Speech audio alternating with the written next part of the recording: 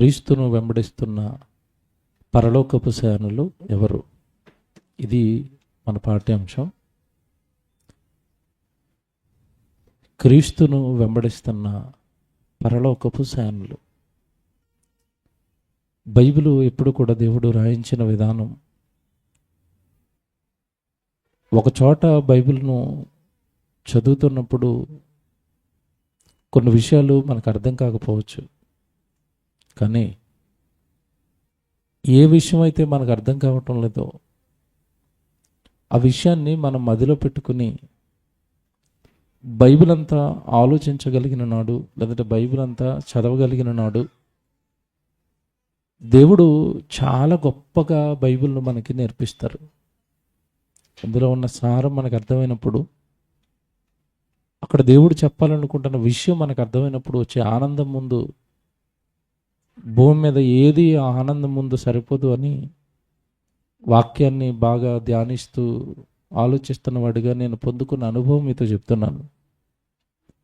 వాక్యం ముందు, వాక్యం ఇచ్చే సంతోషం ముందు, వాక్యం అర్థమైన నాడు మనకు వచ్చే అనుభూతి ముందు ప్రపంచంలో ఏది కూడా దానికి సాటి రాదు. ఇంత గొప్పది వాక్యం.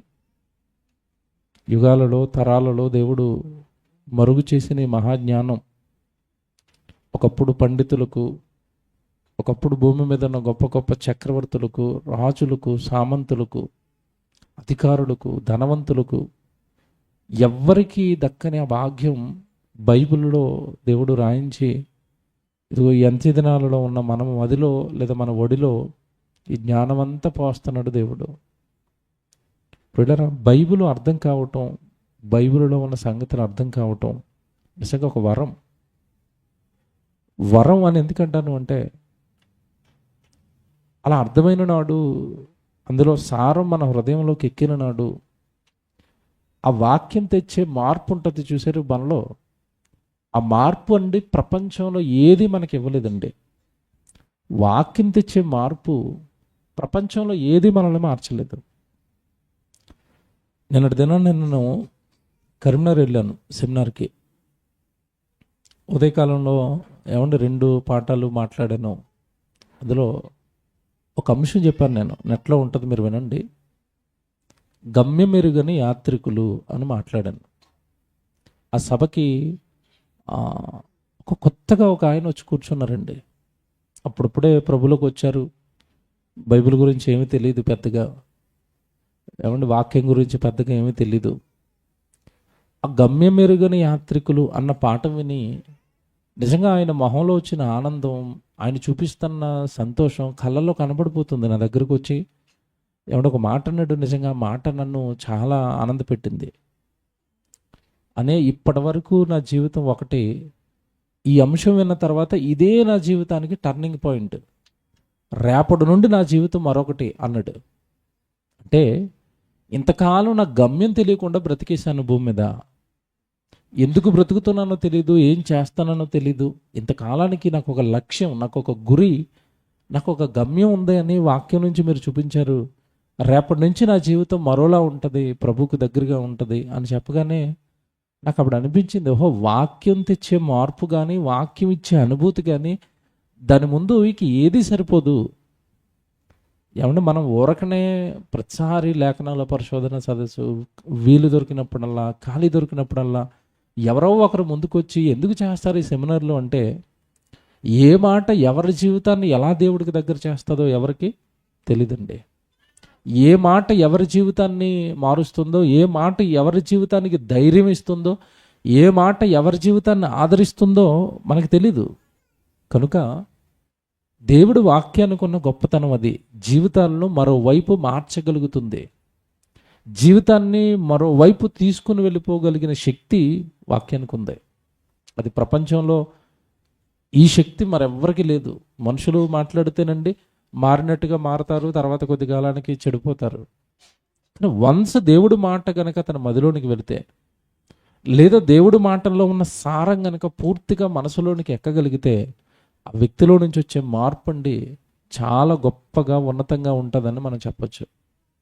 పిల్లరా, ఈరోజు మనం ఆలోచిస్తున్న ఈ పరలోకపు సేనలు కూడా నిజంగా ఆ సేన ఏంటి, ఆ సైన్యం ఎవరు, యేసుక్రీస్తుల వారిని ఎందుకు వెంబడిస్తున్నారు, వెంబడిస్తున్న యేసుక్రీస్తుల వారి వెనకాల ఈ సైన్యం అంతా ఎందుకు వెళుతుంది, అసలు యేసుక్రీస్తుల వారు వెనకాల వెళుతున్న ఈ సైన్యం అంతా ఎక్కడికి వెళుతున్నారు, ఇవన్నీ మనకి వాక్యంలో నుంచి అర్థమవుతున్నప్పుడు నిజంగా ఇంతకాలం మనం చదివిన వచనాలలో ఇంత అర్థం ఉందా, ఇంత సారం ఉందా అని మనకి చాలా విషయాలు బోధపడతాయి.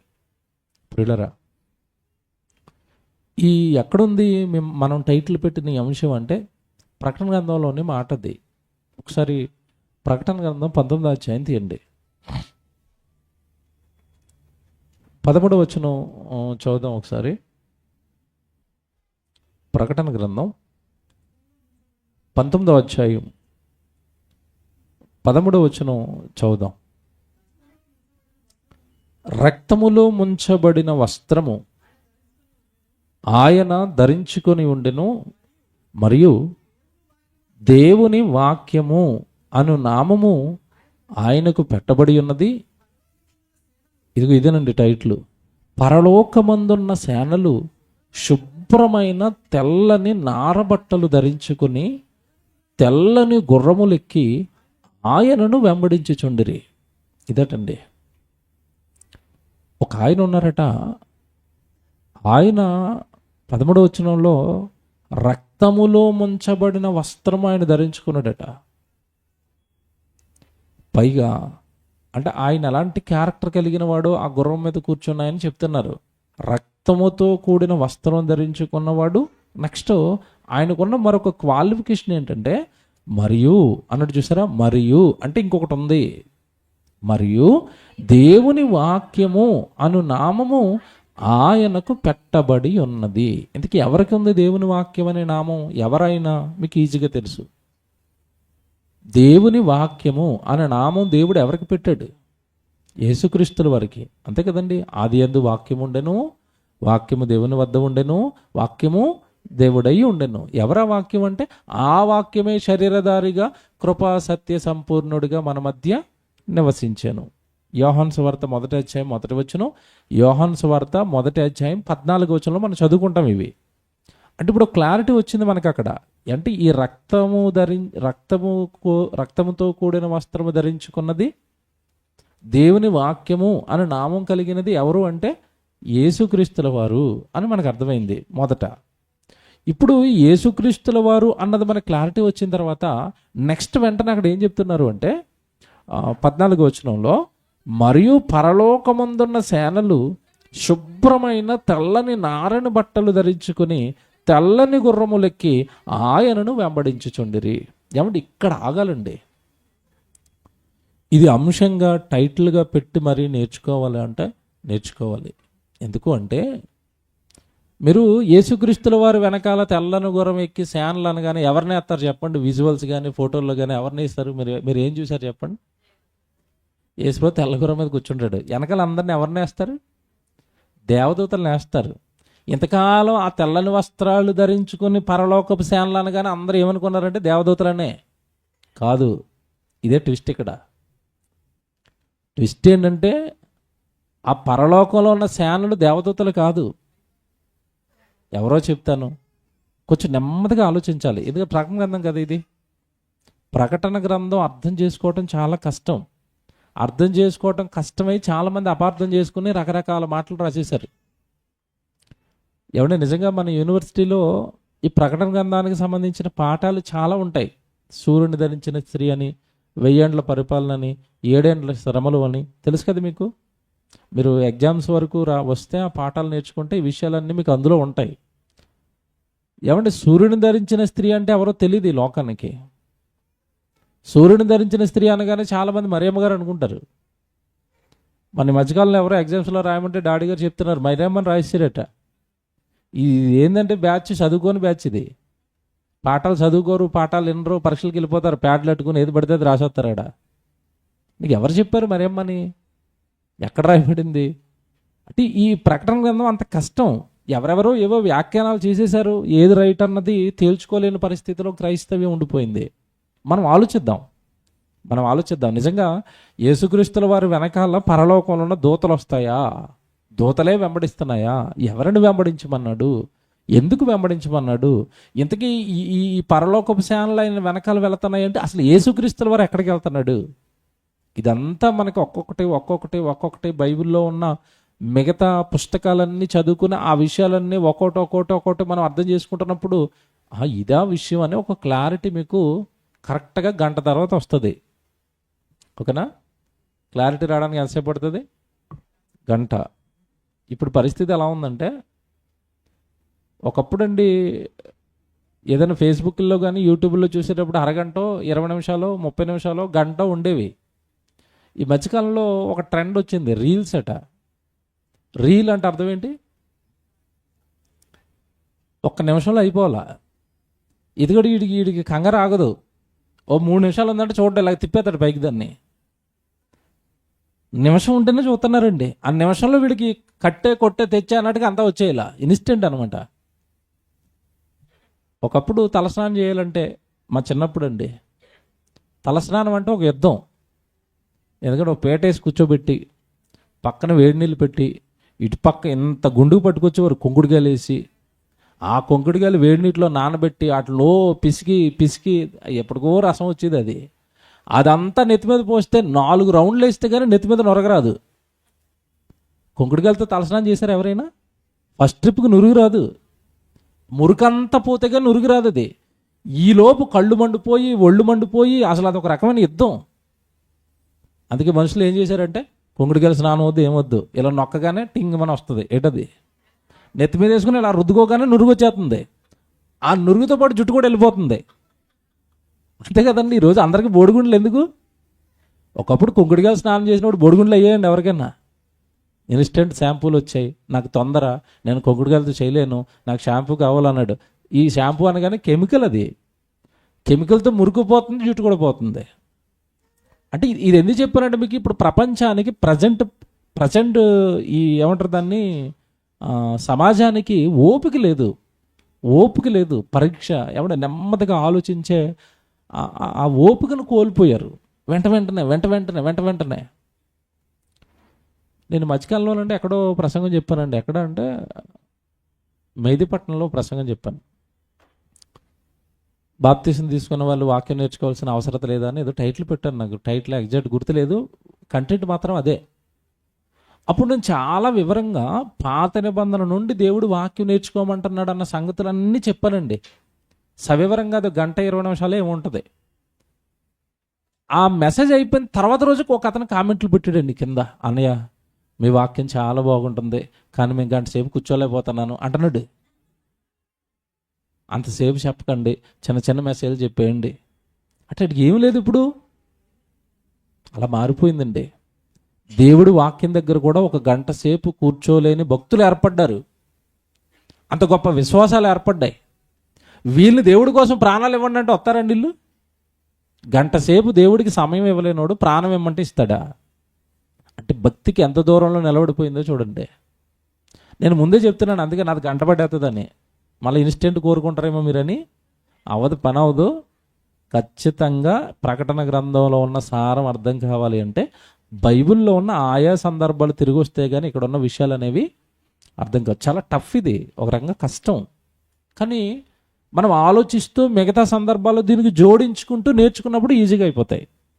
కనుక యేసుక్రీస్తుల వారిని వెనకాల వెంబడిస్తున్న పరలోకపు సేనలు ఎవరో తెలియాలి అంటే ముందు అసలు ప్రకటన గ్రంథం తర్వాత చూద్దాం. యేసుక్రీస్తుల వారు బ్రతుకున్న కాలంలో నన్ను వెంబడించండి అని చెప్పిన సందర్భాలు కొన్ని ఉన్నాయి. ముందు అవి ఆలోచిద్దాం. అసలు అక్కడ ఏం చెప్పాడో యేసుక్రీస్తుల వారు ఆలోచిద్దాం. అప్పుడు ఈ ప్రకటన గ్రంథానికి వచ్చి ఆ వెంబడిస్తున్న వాళ్ళు ఎవరో మనకి కాస్త క్లారిటీ వస్తుంది. ముందు ప్రభు బ్రతుకున్న కాలంలో, ఇది యోహాను గారు చివరిలో దర్శనంలో చూసిన సంగతులు రాస్తున్నాడు. ముందు ఏం జరిగింది ప్రభు బ్రతుకున్న కాలంలో? ఈ వెంబడించడం కోసం ప్రభు ఏమైనా మాట్లాడారా? అది ముందు ఆలోచిద్దాం. అక్కడ ఉన్న విషయం అర్థమైతే ఇక్కడ అర్థం చేసుకోవడం విషయం కొంచెం తేలికవుతుంది. బాగా వినాలి. విషయాన్ని అర్థం చేసుకోవటం చాలా కష్టం. అందులోనూ దేవుడి విషయాలు అర్థం చేసుకోవడం చాలా కష్టం. అందులో ప్రకటన గ్రంథం అర్థం చేసుకోవటం మరింత కష్టం. కనుక ఓపికగా తీరిగ్గా ఆలోచించి అర్థం చేసుకుంటేనే వచనం మనం ఇందా చదువుకున్న 14 వచనం అనేది అర్థమవుతుంది. ప్రకటన గ్రంథానికి ముందు రాయబడిన యేసుక్రీస్తుల వారి మాటలు కొన్ని ఆలోచిద్దాం. లోకాసు వార్తకు వెళ్ళిపోదాం. అసలు యేసుక్రీస్తుల వారు ఎక్కడైనా వెంబడించమని చెప్పాడా?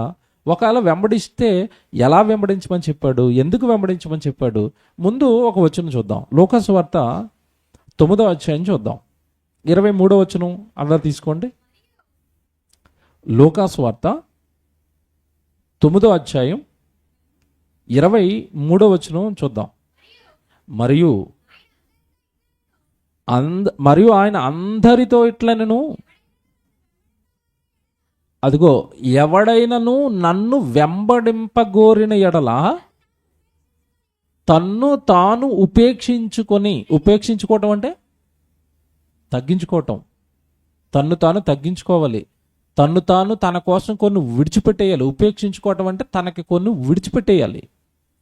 ఇదిగో ఎవడైనా నన్ను వెంబడించాలి అనుకుంటే కనుక వాడు తన్ను తాను ఉపేక్షించుకొని ప్రతిదినము, అది అండర్లైన్ చేయండి, ఎప్పుడెప్పుడట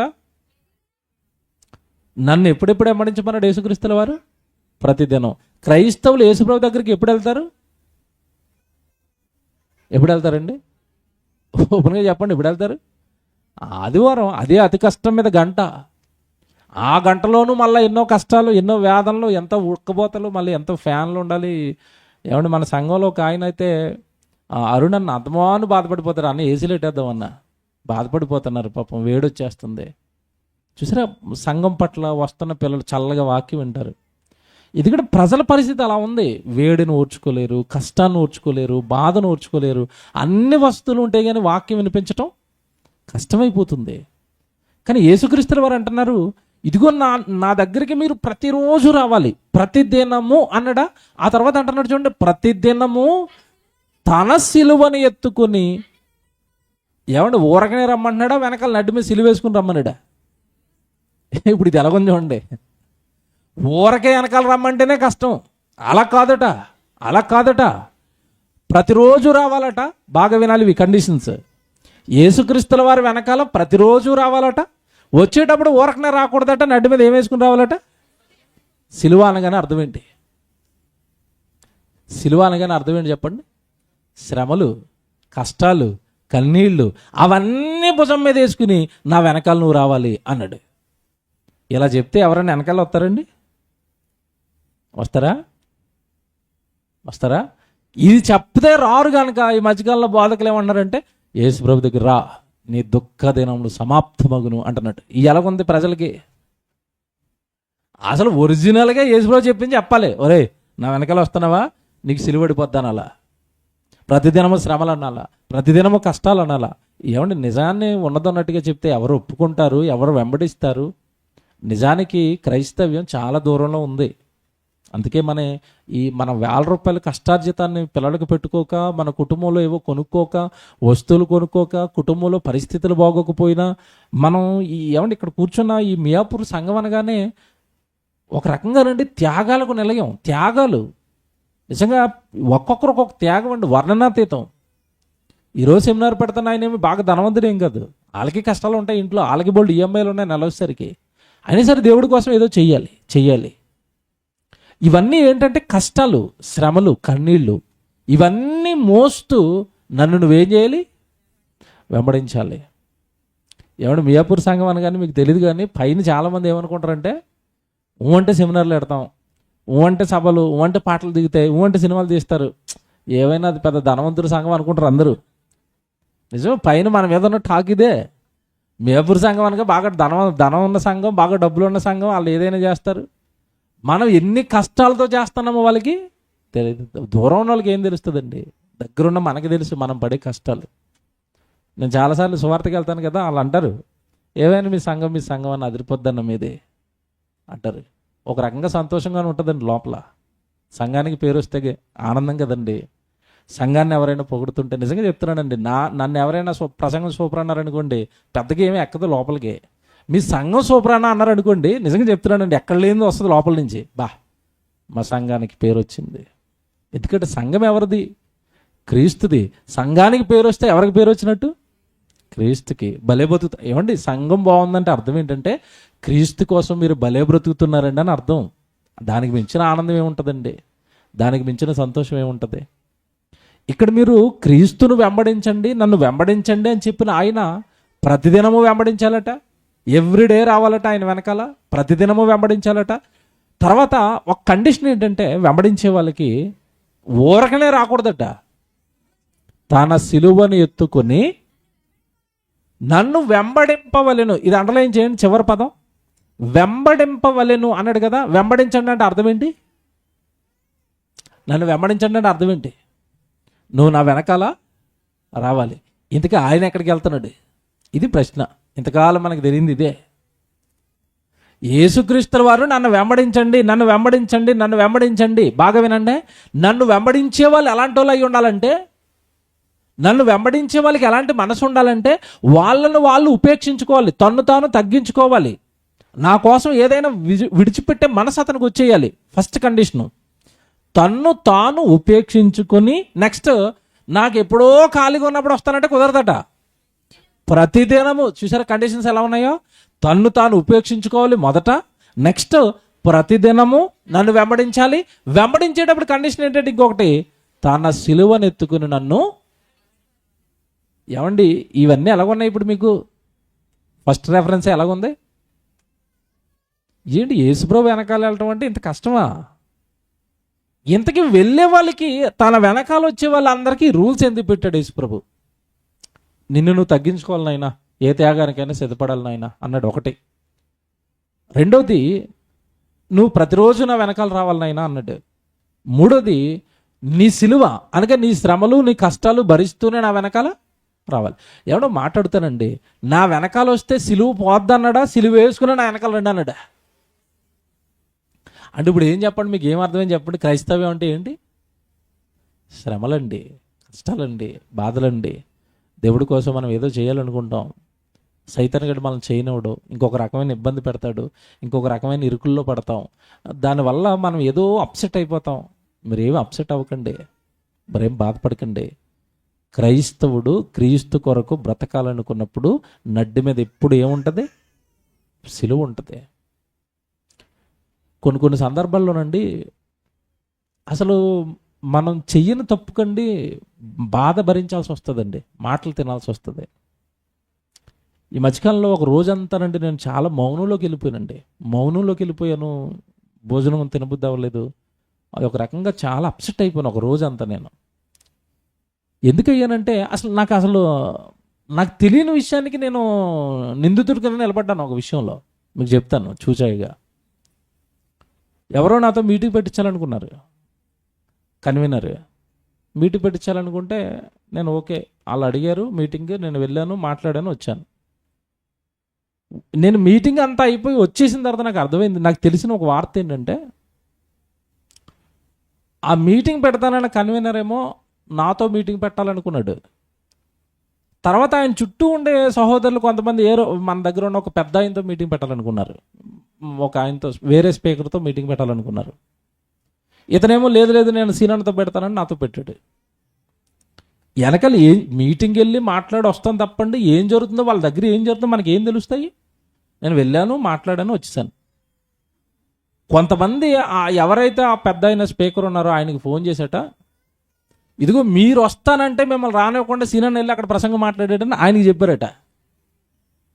చూడండి ఎలా ఉందో. సీన్ తమ్ముడు మంచోడు అనుకున్నాను, ఇలాగ అయిపోయాడా అంటున్నాడట ఆయన. ఇప్పుడు ఈ విషయంలో నాకు ఏం సంబంధం చెప్పండి? నాకేమైనా తెలుసా? నాకేమైనా సంబంధం ఉందా? ఇది క్రైస్తవ్యం అంటే, ఇది బాధలు భరించడం అంటే. అప్సెట్ అయిపోయినట్టు ఒక రోజు అంతా అప్సెట్ అయిపోయి, నాకు సంబంధం లేదు, వాళ్ళు ఎవరో మాట్లాడుకోవటం ఏంటి, అది ఆయన వరకు వెళ్ళటం ఏంటి, ఆయన నన్ను అపార్థం చేసుకోవటం ఏంటి, నా గురించి ఇలా ఒక మాట అనేటివి ఏంటి, ఏంటిది అంతా అని నిజంగా మనసంతా కలిచివేసిందండి. ఇది మీకు ఎందుకు చెప్తున్నానంటే, నేను అక్కడ వాక్యం చెప్పడానికి వెళ్ళాను కనుక ఈ నిందో ఈ బాధో నాకు వచ్చిందండి. నేను నా ఇంట్లో పడుకుని ఉంటే ఏముండదు. ఇప్పుడు చెప్పండి, క్రైస్తవ్యం అంటే ఏంటి? ఇప్పుడు శ్రమలు, నిందలు, హింసలు, కష్టాలు అవన్నీ భరిస్తూనే మనం ఎక్కడికి వెళ్ళాలి? క్రీస్తును వెంబడించాలి. ఇది గుర్తుపెట్టుకోండి. ఇప్పుడు ఇది లోకాసువార్త. ఇదే కొంచెం అంటే లోకాసువార్తలో ముందుకెళ్ళేసరికి ఎందుకోనండి లోక గారు ఇది బాగా స్ట్రెస్ చేసి చెప్పారండి. ప్రభువుని వెంబడించడం అంటే అంత ఈజీ కాదు అని ఎదుగో దేవుడు లోకగారి ద్వారా బాగా రాయించాడు. ఇది 9వ అధ్యాయం. మన 14వ అధ్యాయానికి రండి. ఇదే లోకాసు వార్తలో మీరు 14వ అధ్యాయానికి వచ్చేసరికి 27కి చూడండి. లోకాసు వార్త 14వ అధ్యాయం ఏమండి 27వ వచనం. మరియు లోకాసు వార్త 14వ అధ్యాయం 27వ వచనం అండి. పైనుంచి చదువుదామా 25 నుంచి. బహుజన సమూహములు ఆయనతో కూడా వెళ్ళుచున్నప్పుడు ఏమండి ఇక్కడ ఏం జరుగుతుందో తెలుసా? యేసుప్రభు ప్రసంగం చేసిరండి. ప్రసంగం అదిరిపోయింది. ప్రసంగం అదిరిపోగానే దేవుడి గురించి బాగా చెప్పగానే యేసుప్రభు వెళ్ళిపోతుంటే ఆ ప్రసంగం విన్న వాళ్ళందరూ ఆయన వెనకాల వెళ్ళిపోతున్నారు. ఏమండి ఎవరినైనా మనల్ని ఫాలో అవుతున్నారు అనుకోండి, జనసమూహం, మనకి ఎలా ఉంటుంది లోపల? ఎలా ఉంటుంది చెప్పండి? మనల్ని ఎవరైనా ప్రేమించి మీరు సూపర్ అండి మీ వెనకాల వస్తామండి అని మన వెనకాల వస్తున్నారు అనుకోండి, మనకి ఎలాగుంటుంది? నా ఫాలోవర్స్ మరి, నా ఫ్యాన్స్ మరి అనుకుంటాం మనం. యేసుప్రభు ఒక్కసారి అలా వెనక్కి తిరిగాడు, ఎక్కడ రా వస్తున్నారు అన్నాడు. నీ వెనకాల వచ్చేస్తాం ప్రభు అంటే ఆగండి ఆగండి, కండిషన్స్ అప్లై. దేనికి? నన్ను వెంబడించాలంటే కొన్ని కండిషన్లు ఉన్నాయి అన్నాడు. ఏంటి ప్రభా నీ వెనకాల రావడానికి మాకు కండిషన్లు ఏంటంటే, నా వెనక రావటం అంటే అంత ఈజీ కాదు బాబు, నన్ను వెంబడించడం అంత ఈజీ కాదు, నా యందు భక్తి కలిగి ఉండటం అంత ఈజీ కాదు, నా కోసం అంతవరకు సహించడం అంత ఈజీ కాదు, మాటలు చెప్పినంత ఈజీ కాదు ప్రభు వెనకాల వెళ్ళటం, ప్రభువును వెంబడించటం, ప్రభు కొరకు బ్రతకటం అండి. నిజంగా మీకు తెలియదండి, మానసికంగా ఒక్కొక్కసార్లు అండి వెనక నుంచి ముందు నుంచి గుణపాలేసి పొడి చేస్తే ఎలాగుంటుందో అంతటి మానసిక శ్రమలోకి వెళ్ళిపోతాం. కొన్ని సందర్భాలు చెప్పుకోలేము ఎవరికి, చెప్పుకునే కాదు, చెప్పుకున్న తీరేవి కాదు. ప్రభు కోసం నిలబడ్డం కనుక పోట్లన్నీ భరించాలి. యేసుక్రీస్తు వారు ఆ వెనకాల వస్తున్న వాళ్ళందరికీ తెలుసు ఎన్ని కష్టాలు ఉంటాయో. ఆగండి బాబు అన్నాడు. వారి వైపు తిరిగి అటు చూడండి, అక్కడ అలాగే ఉంటుంది చూడండి. ఆయన వారు తట్టు తిరిగి ఎవడైనను నా యొద్దకు వచ్చి తన తండ్రిని, తన తల్లిని, భార్యను, పిల్లలను, అన్నదమ్ములను, అక్క చెల్లెలను, చివరికి తన ప్రాణమును సహా ద్వేషింపకుంటే వాడు నాకు శిష్యుడు కానేరడు అన్నాడు. ఇప్పుడు చెప్పండి ఎవడొస్తాడు అన్నాడు అనమాట. మీకు సిచ్యువేషన్ అర్థమైందా? వస్తానన్న వైపు తిరిగి ఒకసారి ఆగండి బాబు నా వెనకాల వస్తారా, ఒక కండిషన్ చెప్తున్నాను అన్నాడు. ఏంటి కండిషను? మీలో ఎవడైనా నాకు శిష్యుడు అవ్వాలి అంటే, మీలో ఎవడైనా నన్ను వెంబడించాలి అంటే ఫస్ట్ మీరు తల్లిని, తండ్రిని, పిల్లలను, భార్యను, అన్నదమ్ములను, అక్కచెల్లెలను, చివరికి అప్పుడప్పుడు అవసరమైతే నీ ప్రాణాన్ని సహా ద్వేషించటం అంటే నా పని కోసం అవసరమైతే వాళ్ళను విడిచిపెట్టేయాలి. అంత కమిట్మెంట్ నీలో ఉంటే, అంతటి భక్తి నీలో ఉంటే కమాన్ ఫాలో మీ అన్నాడు. అప్పుడు వచ్చేవాళ్ళు ఏం చేయాలి? వెనకాల వస్తారా అన్నాడు. వస్తాను అంటే కండిషన్స్ ఇవి అన్నాడు. అప్పుడు ఏం చేయాలి? ఆలోచించుకోవాలి. ఉద్యోగంలోకి ఎక్కేటప్పుడు అండి, మనకు ఎవరైతే ఉద్యోగం ఇస్తున్నాడో ఆ వ్యక్తి ముందే కండిషన్లు చెప్తాడా? ఉదయం 9 గంటలకి ఉద్యోగానికి రావాలి, 10 నిమిషాలు లేట్ అయినా ఊరుకోని అంటాడు. నువ్వు కరెక్ట్గా యూనిఫామ్ వేసుకొని రావాలి, షూలు ఉండాలి, సాక్స్లు ఉండాలి. నేను చేసే కంపెనీలో ఎన్ని రూల్స్ ఉండేవి అంటేనండి, ప్రతిరోజు సేవింగ్ చేసుకుని వెళ్ళాలండి. విషయం ఏంటి అనుకున్నారు? ఒక అతను ఉంటాడండి, బ్రీఫింగ్ ఇచ్చే టైంలో మార్నింగ్ డ్యూటీ ఎక్కక మునుపు అతను వచ్చి అందరి గడ్డాలు ఇలా గడ్డం పట్టుకుంటాడండి ఇలాగా. అంటే ఎక్కడైనా వెంట్రుక ఉండిపోయిందేమో అని గడ్డం పట్టుకుని ఇలా చూసిన తర్వాత నైస్గా వెంట్రుకలు ఏమి తగలేదు అనుకోండి, ఓకే యూర్ డన్, పాస్, వెళ్ళిపో అంటాడు. కొంపదీసిలాగా అన్న తర్వాత గరుగ్గా గడ్డం తగిలింది అనుకోండి, ఇలాగ ఇంటికి వెళ్ళిపోయి సేవింగ్ చేసుకుని రా అంటాడు. ఈ డ్యూటీ చేయాలంటే అంత క్లీన్గా ఉండాలి. ఇది సాఫ్ట్వేర్ కంపెనీ, నువ్వు అంత నీట్గా ఉండాలి, షూకి పాలిష్ ఉండాలి, లోపల బ్లాక్ సాక్స్లే ఉండాలి, కలర్ మళ్ళీ బ్లాక్ షూ వేయాలి, బ్లాక్ సాక్స్లే ఉండాలి, ఒకరోజు వైట్ వేయాలి, వైట్ సాక్స్లు ఉండాలి, యూనిఫామ్ ఉండాలి, ఐడి కార్డు ఉండాలి, క్రాఫ్ సరిగా ఉండాలి. ఇంత ఇలా జంపాలకు కింద పెంచుతున్నట్టు కుదరదు, కటింగ్ వేసుకుని రావాలి ఎప్పటికప్పుడు, షేవింగ్ ఉండాలి, కరెక్ట్గా నువ్వు 9 గంటలకి పని చెట్టాలి, ఒక్క నిమిషం లేట్ అయినా కుదరదు, నువ్వు ఎప్పుడు అడిగితే అప్పుడు లీవ్లు ఇవ్వను. ఇదంతా ఏంటి ఇప్పుడు ఉద్యోగానికి? కండిషన్స్. ప్రభు వెనకాల రావాలంటే పైన చెప్పాడు కదా, నీకు బాగా ఇష్టమైనవి, ఒక్క మాటలో చెప్పాలంటే అవన్నీ ఏంటనుకుంటున్నారు? పైవి ఏంటి చెప్పండి? ఆ పైవి అన్నదమ్ములు ఇష్టమా కదా? ఇష్టం. భార్య ఇష్టమా కదా? ఇష్టం. తల్లి తండ్రి ఇష్టమా కదా? ఇష్టం. పిల్లలు అందరికంటే బాగా మనకి ఎవరిష్టం చెప్పండి? పిల్లలు. ఆ పిల్లల్ని సహా విషయం ఏంటనుకున్నారు? వీటికంటే బాగా ఇష్టమైంది ఏదంటే ప్రాణం, మన దేహం. చివరికి వీటిని సహితము నా కొరకు త్యాగం చేయగలిగిన భక్తి నీకు ఉంటే నన్ను నువ్వేం చేయాలి? వెంబడించాలి. ఏమండి, మీరు చాలా సంవత్సరాల నుంచి చదువుతున్నారు కదా, మొత్తోన్మాదులు కూడా కౌంటర్ వేశారు. యేసుప్రభు మంచోడు కాదండి. ఆ యేసుప్రభు దగ్గరికి వెళ్తే ఆ తల్లిని వదిలేమంటాడు, తండ్రిని వదిలేమంటాడు, పిల్లల్ని వదిలేమంటాడు. ఆ యేసుప్రభు మంచోడు కాదండి. తింగరోళ్ళు అందరికీ చెప్తాను ఈరోజు ఆన్సర్ నేను. మీరంతా తింగరోళ్ళు. ఎందుకు తింగరోళ్ళో చెప్తాను నేను. ఏమండి, యేసుప్రభు మహాజ్ఞాని. మళ్ళీ చెప్తున్నాను, మహాజ్ఞాని. ఆయన తప్పు పట్టడం కానీ, ఆయన మాటల్లో ఏదో పొరపాటున ఒక మాట అనేసేటని సరి చేసుకోవటం, నాలుగు ఖర్చుకోవటం, ఇలాంటివి ఏముండవు. ప్రభు ఒక మాట చెప్పాడంటే దాని వెనకాల చాలా అర్థం ఉంటుంది. ఎంతకాలం మతోన్మాదులు ఇదే పట్టుకుంటారండి. ఆ యేసుప్రభు మంచోడు కదండి. మీరు క్రైస్తవంలోకి వెళ్ళారా? తల్లిని వదిలేమంటాడు. వదిలేమన్నాడా? తల్లిని వదిలేమన్నాడా? సన్మానించమన్నాడా? నీ తల్లిని తండ్రిని నువ్వేం చేయాలి? సన్మానించు. మరి తల్లిని సన్మానించమని చెప్పిన ఆయనే తల్లిని విడిచిపెట్టామని చెప్పాడేటి ఇక్కడ? ద్వేషించమంటున్నాడు ఏంటి? అర్థం ఉంది ఇక్కడ, అర్థం ఉంది. యేసుక్రీస్తుల వారిని వెంబడించే వాళ్ళకి చెప్పాడు ఇది. యేసుక్రీస్తుల వారికి శిష్యుడిగా మారిపోవాలనుకున్న వాళ్ళకి చెప్పాడు ఇది. ఇంతకీ ఈ తల్లిని తండ్రిని పిల్లలను సమస్తాన్ని చివరికి నీ ప్రాణాన్ని సహా నువ్వు ద్వేషింపకుంటే నాకు శిష్యుడివి కాదన్నాడు కదా. అసలు ఎందుకు అన్నాడు యేసుక్రీస్తుల వారి మాట అంటే ఊరకనే చెప్పలేదండి.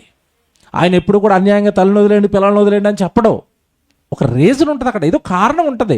ప్రభు ఒక మాట మాట్లాడాడంటే దాని వెనకాల కారణం ఉంటుంది.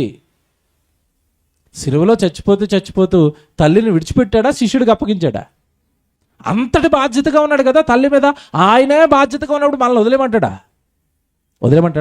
వదలమండు. కానీ ఇక్కడ ద్వేషించండి అని ఎందుకు చెప్పాడంటే కారణం ఉంది. ఆయన చేశాడు, అది మనల్ని చేయమని చెప్తున్నాడు. అది ఏంటో మీకు అర్థం కావాలంటే కరెక్ట్గా ఒక 10 నిమిషాలు ముందుకెళ్ళాలి. ఇంకా యేసుక్రీస్తుల వారు మీరు సమస్తాన్ని ద్వేషింపకుంటేనే తప్ప నాకు శిష్యుడు కాదు అని ఎందుకు చెప్పాడు అంటే దీని వెనకాల ఒక కారణం ఉంది. ఏంటి కారణం అంటే యేసుక్రీస్తుల వారు ఎక్కడికి వెళ్తున్నారో తెలియాలి మనకి ముందు. నన్ను వెంబడించండి, నా వెనకాల రండి అంటున్నాడు కదా.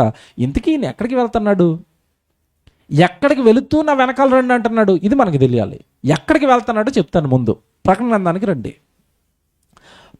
గ్రంథానికి రండి 19వ అధ్యాయం. మనం ఇందా చదువుకున్న 19వ అధ్యాయానికి రండి. ఎందుకు ద్వేషించమంటున్నాడో వాళ్ళందరినీ మనకు అర్థం కావాలి అంటే ముందు ఆయన ఎక్కడికి వెళ్తున్నాడో అర్థం కావాలి. అప్పుడు వీళ్ళందరినీ కూడా మీరు ద్వేషించాలి, లేదంటే దూరం పెట్టాలి, అవసరమైతే విడిచిపెట్టాలని ఎందుకు చెప్తున్నాడు అంటే ప్రకటన గ్రంథం 19వ అధ్యాయం 11వ వచనం అండి. మరియు పరలోకము తెరవబడి ఉండుట చూచి తిని, అప్పుడు ఇదిగో తెల్లని గుర్రం ఒకటి కనబడిను. దాని మీద కూర్చుండి ఉన్నవాడు నమ్మకమైన వాడు, సత్యవంతుడు అను నామము గలవాడు. ఆయన నీతిని బట్టి విమర్శ చేయుచు యుద్ధము జరిగించుచున్నాడు. ఇది అండర్లైన్ చేయండి. ఇంతకీ ఈయన గుర్రం మీద కూర్చొని ఎక్కడికి వెళ్తున్నాడట? ఎక్కడికి వెళ్తున్నాడు? అందరి బైబిల్లో ఉందా? యేసు ప్రభు ఎక్కడికి వెళ్తున్నాడు? యుద్ధము జరిగించుచున్నాడు. ఇప్పుడు ఆయన యుద్ధానికి వెళుతూ వెనకాల వచ్చే వాళ్ళందరినీ కూడా నన్ను వెంబడించండి అన్నాడంటే వీళ్ళని కూడా ఎక్కడ తీసుకెళ్తున్నాడు? ఇప్పుడు ఎక్కడ తీసుకెళ్తున్నాడు? యుద్ధానికి తీసుకెళ్తున్నాడు. ఇప్పుడు అడుగుతాను, ఈ మతోన్మాదులందరినీ అడుగుతాను, యుద్ధానికి వెళ్ళేవాడికి తల్లి పిల్లలు ఇల్లు పొలము మా అమ్మ మా సొంతూరు ఇవన్నీ అంటే వాడిని ఆర్మీకి తీసుకుంటారా? చెప్పండి. ఇప్పుడు నేను కాశ్మీర్లో యుద్ధం చేయాలనుకున్నానండి. మా అమ్మ అంటే నాకు చాలా ఇష్టం అండి, వారానికి 2 రోజులు వెళ్ళి చూసి వచ్చేతను అన్నారు అనుకోండి. వీడు అన్ఫిట్. దేనికి? ఆర్మీలో చేరి యుద్ధం చేయడానికి వీడు అన్ఫిట్. అవునా కదా? యుద్ధం చేసే ఆర్మీ జవాన్కి కండిషన్స్ ఏంటంటే ఇదిగో నువ్వు సమస్తాన్ని విడిచిపెట్టి మేము వెళ్ళమని ఏమంటే సెలవు ఇచ్చేంత వరకు నువ్వు ఎక్కడికి వెళ్ళకూడదు, ఇంటికి వెళ్ళకూడదు. నువ్వు ఒకవేళ నీకు కండిషన్స్ అన్నీ ఇష్టమైతేనే రా. ఎక్కడికి? ఆర్మీకి, యుద్ధానికి. అంతే కదండి, ముందే చెప్తారా? ముందే చెప్తారు. ఎలా చెప్తారు చెప్పండి? నీ బాడీ చాలా ఫిట్గా ఉండాలి, తెల్లవారుజామున 4 గంటలకు లెగాలి, ఏమంటే గ్రౌండ్ చుట్టూ 14 రౌండ్లు వేయాలి ప్రతిరోజు, నీ బాడీ ఫిట్గా ఉండాలి. ఈ ఓన్లీ ఫిట్నెస్ ఉంటే సరిపోదు. మేము కాశ్మీర్ వెళ్ళమంటే కాశ్మీర్ వెళ్ళాలి, ఏమండి గుజరాత్ వెళ్ళమంటే గుజరాత్ వెళ్ళాలి, పంజాబ్ బోర్డర్లో ఉండమంటే పంజాబ్ బోర్డర్లో ఉండాలి, అంతే కదండి. చైనా బోర్డర్లో ఉండమంటే చైనా బోర్డర్లో ఉండాలి, బంగ్లాదేశ్ బోర్డర్లో ఉండమంటే బంగ్లాదేశ్ బోర్డర్లో ఉండాలి, పాకిస్తాన్ బోర్డర్లో ఉండమంటే పాకిస్తాన్ బోర్డర్లో ఉండాలి. నన్ను వెంబడించే వాళ్ళు, ఏమండి మరి మా ఊరంటే నాకు చాలా ఇష్టం అండి, నేను పాకిస్తాన్ వెళ్ళలేనండి అన్నాడు అనుకోండి, ఇడికి ఉద్యోగం ఇస్తారా? మీరు చెప్పండి. ఇప్పుడు యేసు అక్కడ ఎందుకు చెప్తున్నాడు సమస్తాన్ని విడిచిపెట్టమని? నేను వెళుతున్నది యుద్ధానికి, నా వెనకాల వచ్చేవాడు యుద్ధానికి వస్తున్నాడు కనుక యుద్ధం చేసేవాడికి ఈ మమత, ఏమండి అనురాగాలు, వీటన్నిటిని ఆ యుద్ధం చేసే కాలంలో నువ్వేం చేయాలి? వదులుకోవాలి కదండి. ఆర్మీ జవాన్ అన్న వదులుతాడా లేదా? ఏమంటే ఆర్మీ జవాన్ చివరికి ప్రాణాలు వదులుతాడా లేదా? వదులుతాడు. ప్రాణాలు వదులుతాడు ఆర్మీలో నేను యుద్ధానికి వెళ్ళిన తర్వాత అని ముందే, సైన్యంలోకి చేరక ముందే చెబుతారా చెప్పరా? అవసరమైతే యుద్ధంలో నీ ప్రాణాలు పోతాయని చెబుతారా చెప్పరా? చెబుతారు. చెప్పిన దానికి ఒప్పుకునే వచ్చాడా? వచ్చాడు. వచ్చిన దానికి ప్రాణం పోతే పోవచ్చు. కారణం ఎక్కడికి వెళ్తున్నాడు? ఎక్కడికి వెళ్తున్నాడు? యుద్ధంలోనికి వెళ్తున్నాడు. బాగా అర్థం చేసుకోండి. ఈరోజు మీకు బైబిల్లోనండి ఇంతకాలం అర్థం కాని చాలా సంగతులు ఈరోజు అర్థమవుతాయి. యేసుక్రీస్తుల వారు చెప్పిన మాటల్లో ఉన్న సారం ఈరోజు మీకు చాలా బాగా అర్థమవుతుంది. నన్ను వెంబడించండి, నన్ను వెంబడించేవాడు తల్లిని, తండ్రిని, పిల్లలను, భార్యను, అన్నదమ్ములను, అక్కచెల్లెలను, చివరికి తన ప్రాణమును సహాయం చేయాలి, ద్వేషించాలి. అలా అయితేనే నన్ను వెంబడించండి అని ఎందుకంటున్నాడు అంటే, ఆయన వెళుతున్నది దేనికి అంటే యుద్ధానికి వెళుతున్నాడు. ఇప్పుడు చెప్పంటారా మతోన్మాదులారా, యుద్ధానికి వెళ్ళేటప్పుడు ఆర్మీ జవాన్కి ఇవన్నీ చెబుతారా చెప్పరా? ముందే చెప్తారు కదా. ఆయన వచ్చిన తర్వాత చెప్తున్నాడు, ముందు చెప్పాడు. ఇక్కడ కండిషన్స్ ముందే, ఆ వెంబడిస్తాను అన్న వాళ్ళకి ముందే చెప్తున్నాడు, ఇదిగో నన్ను వెంబడించాలి అంటే ఇలాంటి కండిషన్స్ ఉంటాయి, మీరు రెడీ అయితే నన్ను ఏం చేయొచ్చు? వెంబడించవచ్చు. ఈయన ఎక్కడికి వెళ్తున్నాడు అని చదువుకున్నాం. ఇప్పుడు మనం యుద్ధమును జరిగించుచున్నాడు. క్రీస్తు తెల్లని గుర్రము మీద ఎక్కి యుద్ధానికి వెళుతున్నాడు. తెల్లని గుర్రం మీద ఆయన ఈరోజు జరిగిస్తున్నది యుద్ధం. ఏంటి యుద్ధం? మతోన్మాదులతో యుద్ధం, దేవుడు లేడన్న వాడితో యుద్ధం, దేవుడు లేడన్న శాస్త్రవేత్తలతో యుద్ధం, ఎవడు దేవుడు లేడన్న ఈ బుద్ధిహీనులతో యుద్ధం, దేవుడి గురించి భయంకరమైన అసత్య ప్రచారాలు చేస్తున్న వాళ్ళతో యుద్ధం. ఈ యుద్ధంలో అవసరమైతే ప్రాణాలు కూడా పోతాయి. అపోస్తుల ప్రాణాలు పోయాయా లేదా? పోయాయి. ఎందులో పోయాయి అపోస్తుల ప్రాణాలు? యేసుక్రీస్తుల వారిని వెంబడించటం వలన యుద్ధంలో పోయాయి. అవునా? స్టెఫెను ప్రాణాలు దేంట్లో పోయాయి? సువార్త దండయాత్రలో పోయాయి. యేసుక్రీస్తుల వారిని ప్రకటిస్తున్నందుకు చచ్చిపోయారు. యాకోబుని ఎందుకు నరికేశారు తల? సువార్త ప్రకటిస్తున్నందుకు. ఏమంటే ఇప్పుడు మనం చదువుకుంటున్న ప్రకటన గ్రంథం రాసిన ఏమంటే యోహాను గారిని పత్వాసు దీపంలో బందీగా పడేశారు. దేనికోసం ఈ శ్రమలన్నీ వాళ్ళకి? యేసుక్రీస్తుల వారిని వెంబడించారు, యేసుక్రీస్తుల వారి వెనక వెళ్ళారు. బాగా అర్థం చేసుకోండి. ఇంతకాలం ఏమండి యేసు ప్రభు వెనకాల వస్తే శ్రమలు వస్తాయి, కష్టాలు వస్తాయని మన మియాపూర్ సంఘానికి వచ్చిన తర్వాత చాలామంది నూతనంగా వచ్చిన వాళ్ళు వింటారు. మీకు ఇంతకాలం అవి అర్థం కాకపోయి ఉండొచ్చు. ఏంటండి అంత బయటేమో సుఖాలు అంటారు, బాగుంటాయి అంటారు, ఇక్కడికి వచ్చేసరికి శ్రమలు అంటారు, కష్టాలు అంటారు, వేదనలు అంటారు, ఎందుకంటున్నారని మీకు ఇంతకాలం అర్థం కాకపోయి ఉండొచ్చు. ఈరోజు మీకు అర్థమవుతుంది. మనం ఆషామాషిగా యేసుక్రీస్తుల వారు వెనకాల వెళ్ళటం లేదండి. ప్రభా మీరు తెల్లని గుర్రం ఎక్కి యుద్ధానికి వెళ్తున్నారా? మీ వెనక సహచరులుగా సైన్యంలో మేము జాయిన్ అవుతాం. మీ పక్షాన, మీ వాక్యం పక్షాన, మీ సత్యం పక్షాన, బైబిల్ పక్షాన ఈరోజు మేము నిలబడతాము అని మనం నిలబడ్డాం కనుక ఆ రోజు యేసుక్రీస్తుల వరకు వచ్చినవి, తర్వాత అపోస్తులకు వచ్చినవి, ఒకనాడు ప్రవక్తలకు వచ్చిన శ్రమలు, కష్టాలు, కన్నీలు, వేదనలు మనకి కూడా వస్తాయి. కారణం మనం ఎక్కడున్నాం? క్రీస్తును వెంబడిస్తున్నామంటే క్రీస్తు ఎక్కడున్నాడు? ఆల్రెడీ యుద్ధంలో ఉన్నాడు. ఆయన వెనకాల వెళ్ళిపోయా ఉంటే మనం కూడా ఎక్కడున్నాం? మియాపూర్ సంఘం అంతా ఎక్కడుందో తెలుసండి. ఇప్పుడు గుండెల మీద చేసుకుని చెప్తాను, యుద్ధంలో ఉన్నారు. యుద్ధంలో ఉన్నప్పుడు ఎలాగుండాలా? యుద్ధంలో ఉన్నప్పుడు ఎలాగుండాలండి? ఎప్పుడు కత్తి చేతిలో ఉండాలి 24 గంటలు. ఏంటి కత్తి? కత్తి ఏంటి చెప్పండి? వాక్యం. డాలు చేతిలో ఉండాలి. ఏంటి డాలు? విశ్వాసం అనే డాలు, వాక్యం అనే ఆత్మ ఖడ్గం. ఎవడైనా నరికేస్తుంటే అప్పుడప్పుడు ఇలాగ అడ్డెట్టుకోవాలి, బాబు నరకరా బాబు అని. ఇంకా తప్పట్లేదండి, ఇది ఎట్టి పొడాలి తర్వాత ఇలాగా. ఏమిటి పొడవాలి? అలాగని మళ్ళీ ఐరన్ కత్తులు చేయించుకునేరు. మీపూర్ సంఘానికి ఇద్దాం అన్నాడు సీనన్న, కత్తులు ఆర్డర్ ఇద్దామని కత్తులు ఆర్డర్ ఇచ్చారనుకోండి, మనం లోపల వేసేస్తారు మళ్ళీ. కత్తులు అంటే ఏ కత్తి? ఆత్మ ఖడ్గం. వాక్యంతో సిద్ధంగా ఉండాలి. ఏ దాడి మా మీదకి వచ్చినా, ఏ శ్రమ మా మీదకి వచ్చినా, ఏ నింద మా మీదకి వచ్చినా, ఏమంటే మేము యుద్ధంలో ఉన్నామండి, ఇవన్నీ కామన్ అండి, అంతే కదండి. యుద్ధంలో ఉన్నవాడికి అప్పుడప్పుడు కత్తిపోట్లు పడతాయి, ఎవడో ఒక దెబ్బేస్తాడు, గుర్రం మీద వెళ్తున్నప్పుడు అవతలడు గుద్దితే కింద పడిపోతాం. ఏమండి ఈ కష్టాలన్నీ యుద్ధంలో ఉన్నవాడికి ఉంటాయా ఉండవా? బాగా ఆలోచించండి, ఉంటాయా? నువ్వు యుద్ధంలోకి వచ్చేసిన తర్వాత, ప్రభువుని వెనకాల వచ్చేసిన తర్వాత, నాకు శ్రమలు వస్తున్నాయి, నాకు కష్టాలు వస్తున్నాయంటే శ్రమలుగాక ఏమొస్తాయి? ఉన్నది ఎక్కడ? యుద్ధంలో ఉన్నవాడికి ఎలా ఉంటుందండి? మీరు బాగా ఆలోచించండి. మీకు ప్రాక్టికల్గా అర్థం కావాలంటే ఇవన్నీ ఆర్మీ జవాన్లు ఉంటారు కదా, రిటైర్డ్ అయిపోయిన వాళ్ళు, వాళ్ళ దగ్గరికి వెళ్ళి అడగండి. మీరు ఉద్యోగం చేసినప్పుడు ఎలాగుందని అని అడగండి.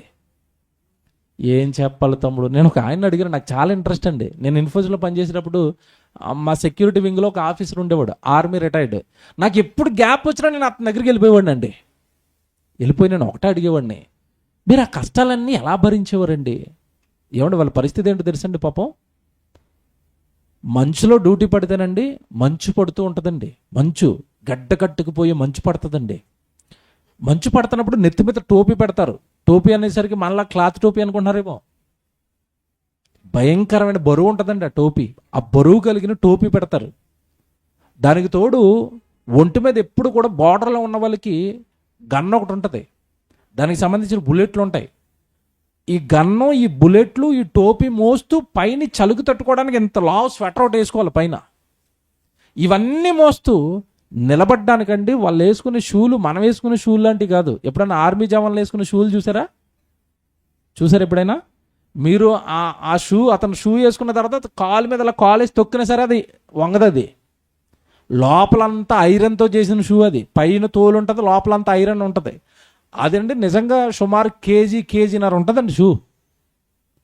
అంత బరువైన షూలు వేసుకుని, నెత్తి మీద బరువు పెట్టుకుని, వెనకాల గన్న పెట్టుకుని అలా మంచులో నిలబడితేనండి ఒక్కొక్కసారి 12 గంటలు నిలబడాలి, ఒక్కొక్కసారి 16 గంటలు నిలబడాలి, ఒక్కొక్కసారి 24 గంటలు 24 అవర్స్ నిలబడాలి అక్కడ. కాళ్ళలోనికి మంచి వెళ్ళిపోద్దండి. మంచి వెళ్ళిపోయి నానిపోయి కాళ్ళన్నీ పాచిపోతాయి, కాళ్ళు వాచిపోతాయి. ఏమండి ఈ బరువు మొయ్యలేక నడువు లాగేస్తూ ఉంటుంది. ఈ వేదనలు, ఈ కష్టాలు ఎందుకు భరిస్తున్నాడు అక్కడ ఆర్మీ జవాన్? ఎందుకు భరిస్తున్నాడు చెప్పండి? నేను ఎక్కడున్నాను ఇప్పుడు? యుద్ధంలో ఉన్నాను. కాస్త ఏముందిలే అండి, 24 గంటలు ఏమి నుంచి ఉంటామండి, అలా నుంచున్నాడు అనుకోండి, అవతల ఇంకొకటి ఉంటాడు రెడీగా. ఎవడు? అవతల బార్డర్లో శత్రు సైన్యం ఉంటుంది. ఎప్పుడైతే వీడు కాపలా లేడో వాడు నెమ్మదిగా మన దేశ భూభాగంలోకి వచ్చేస్తాడు, లేదంటే మనలోకి వచ్చేస్తాడు, లేదంటే వీడు పీక కోసిన కోసేస్తాడు పడుకున్నప్పుడు.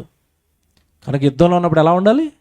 అలర్ట్గా ఉండాలి, శ్రమ భరించాలి, కష్టం భరించాలి, బాధ భరించాలి. కారణం అతను ఉన్నది యుద్ధంలో. మీరు మనకి కార్గిల్ యుద్ధం వచ్చింది, ఎవరికైనా ఐడియా ఉందా? ఎంతమందికి తెలుసు చెప్పండి? కార్గిల్ యుద్ధం నాకు తెలిసి 90లో వచ్చింది అది. అప్పటికండి నాకు తెలిసి 5వ తరగతి 6వ తరగతి చదువుతున్నాను నేను. అప్పుడు మన సైన్యంలో కంటే పాకిస్తాన్కి మనకి బాగా యుద్ధం జరుగుతుంది. అప్పుడు మన సైన్యంలోకి ఎవరిని పడతామని తీసుకుంటున్నారు. 10th క్లాస్ పాస్ అయితే చాలు సైన్యంలోకి వెళ్ళిపోతున్నారు. నేను నిజంగా చోటకి వెళ్ళిపోయినా నన్ను తీసుకుంటాను. నువ్వు 6వ తరగతి పో అవతలుగా అన్నారు. సైన్యంలోకి వెళ్ళాలంటే నిజంగానండి వాళ్ళ గన్నలు, వాళ్ళ డేరు, నిజంగా దేశం కోసం ప్రాణాలు పెట్టడం, నిజంగానండి వాళ్ళు దేశం కోసం ప్రాణాలు సహితం విడిచిపెట్టేస్తారండి. అంత మోటివేట్ చేశారు. ప్రాణాలు సహితం దేశం కోసం విడిచిపెట్టాలన్నంత మోటివేట్ చేశారు. నిజంగా వాళ్ళు అవసరమైతే చివరికి ప్రాణాలు కూడా ఇచ్చేస్తారు. కారణం వాళ్ళు ఉన్నది ఎక్కడ? యుద్ధంలో ఉన్నారు. మర్చిపోకండి, యుద్ధంలో ఉన్నారు. ఇప్పుడు క్రీస్తును వెంబడిస్తున్న వాళ్ళందరూ కూడా ఎక్కడున్నారు? ఇప్పుడు ఆయన తెల్లని గుర్రం ఎక్కి యుద్ధానికి వెళ్తున్నాడు అంటే ఆయన వెంబడించే వాళ్ళందరూ కూడా ఎందులో ఉన్నారు? ఇప్పుడు యుద్ధంలో ఉన్నారు. ఇందాక మీరు చదువుకున్న మాట ఎక్కడ? లూకాసు వార్త 9వ అధ్యాయంలో ఎవడైనను నన్ను వెంబడించాలనుకుంటే తన్ను తాను ఉపేక్షించుకొని అన్నాడా? తన్ను తాను ఉపేక్షించుకొని.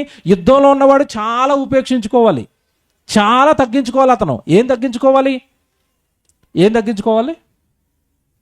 అండ్ ఇప్పుడు మనం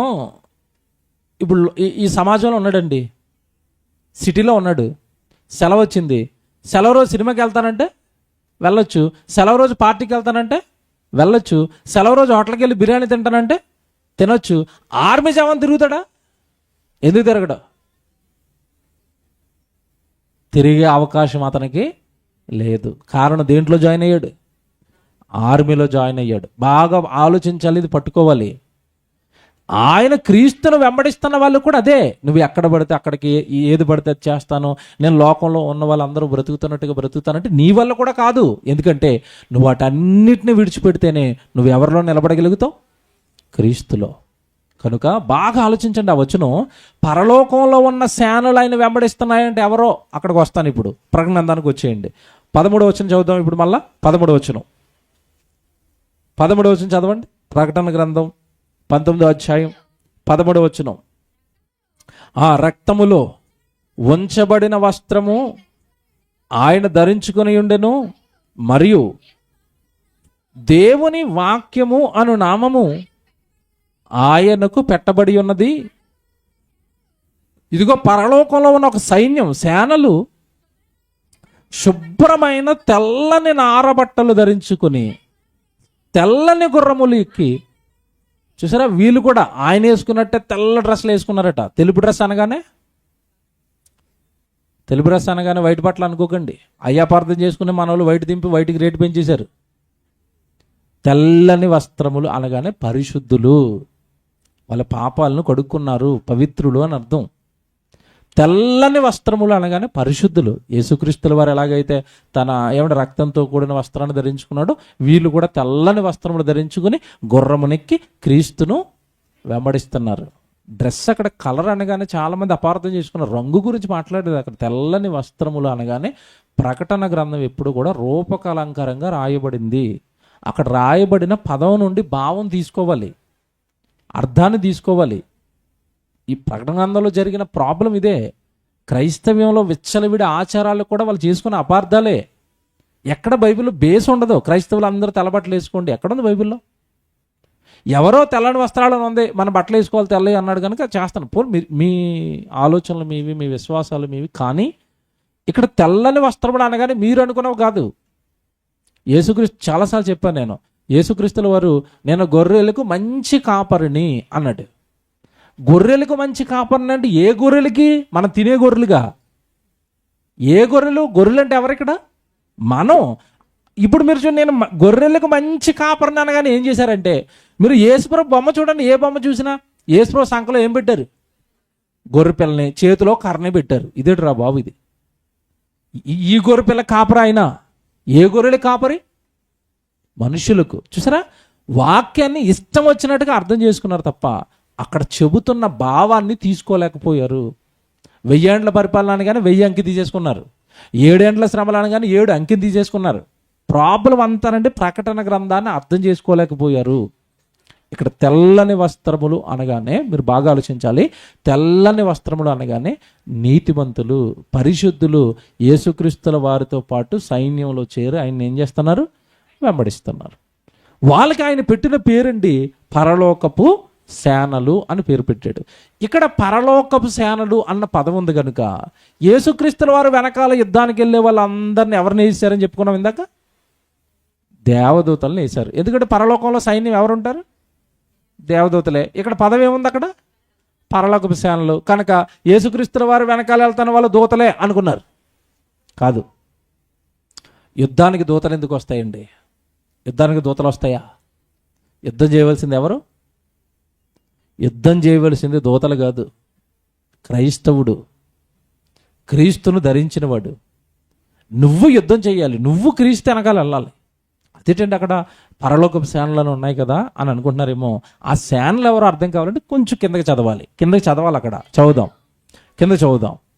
పరలోకపు సేనలు శుభ్రమైన తెల్లని నారబట్టలు ధరించుకుని తెల్లని గుర్రములు ఎక్కి ఆయనను వెంబడించుచుండిరి. 15 జనములను కొట్టుటకై ఆయన నోట నుండి వాడిగల ఖడ్గము బయలు వెళ్ళుచున్నది. ఇంతకీ యుద్ధానికి వెళ్తాను ఈయనకి కత్తేటట. ఈయన ఇందాక యుద్ధానికి వెళ్తున్నాడు అంటే చాలా మంది అపార్థం చేసుకుని ఉంటారు. యేసుప్రభుని యుద్ధానికి వెళ్తున్నాడు అంటున్నారు ఏంటండి అనుకున్నారేమో. ఇంతకీ యుద్ధం మీరు అనుకునే యుద్ధం కాదు ఇది.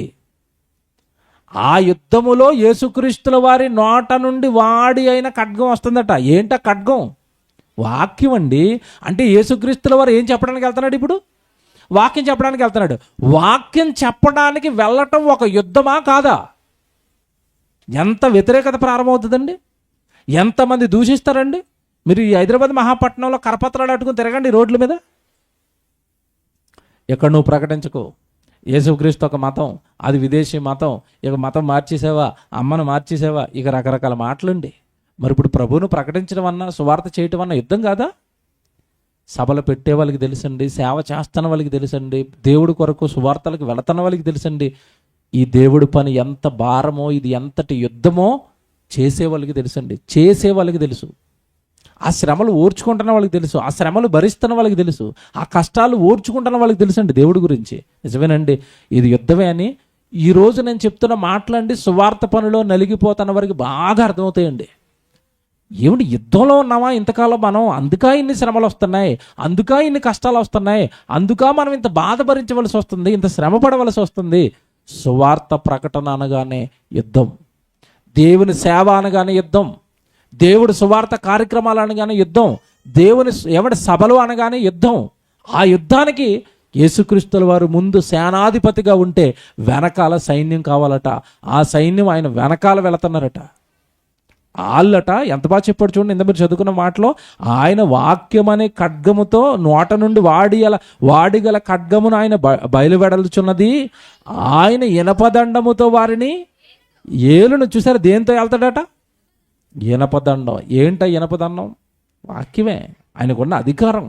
ఇనపదండముతో ఆయన వారిని ఏలుతున్నాడు. నెక్స్ట్, ఆయనే సర్వాధికారియగు దేవుని తీక్షణమైన ఉగ్రతను అను మద్యపు తొట్టి త్రొక్కును. 16వ వచనం, రాజులకు రాజును ప్రభువులకు ప్రభువును అను నామము ఆయన వస్త్రము మీదను ఆయన తొడల మీదను వ్రాయబడి ఉన్నది అన్నాడు.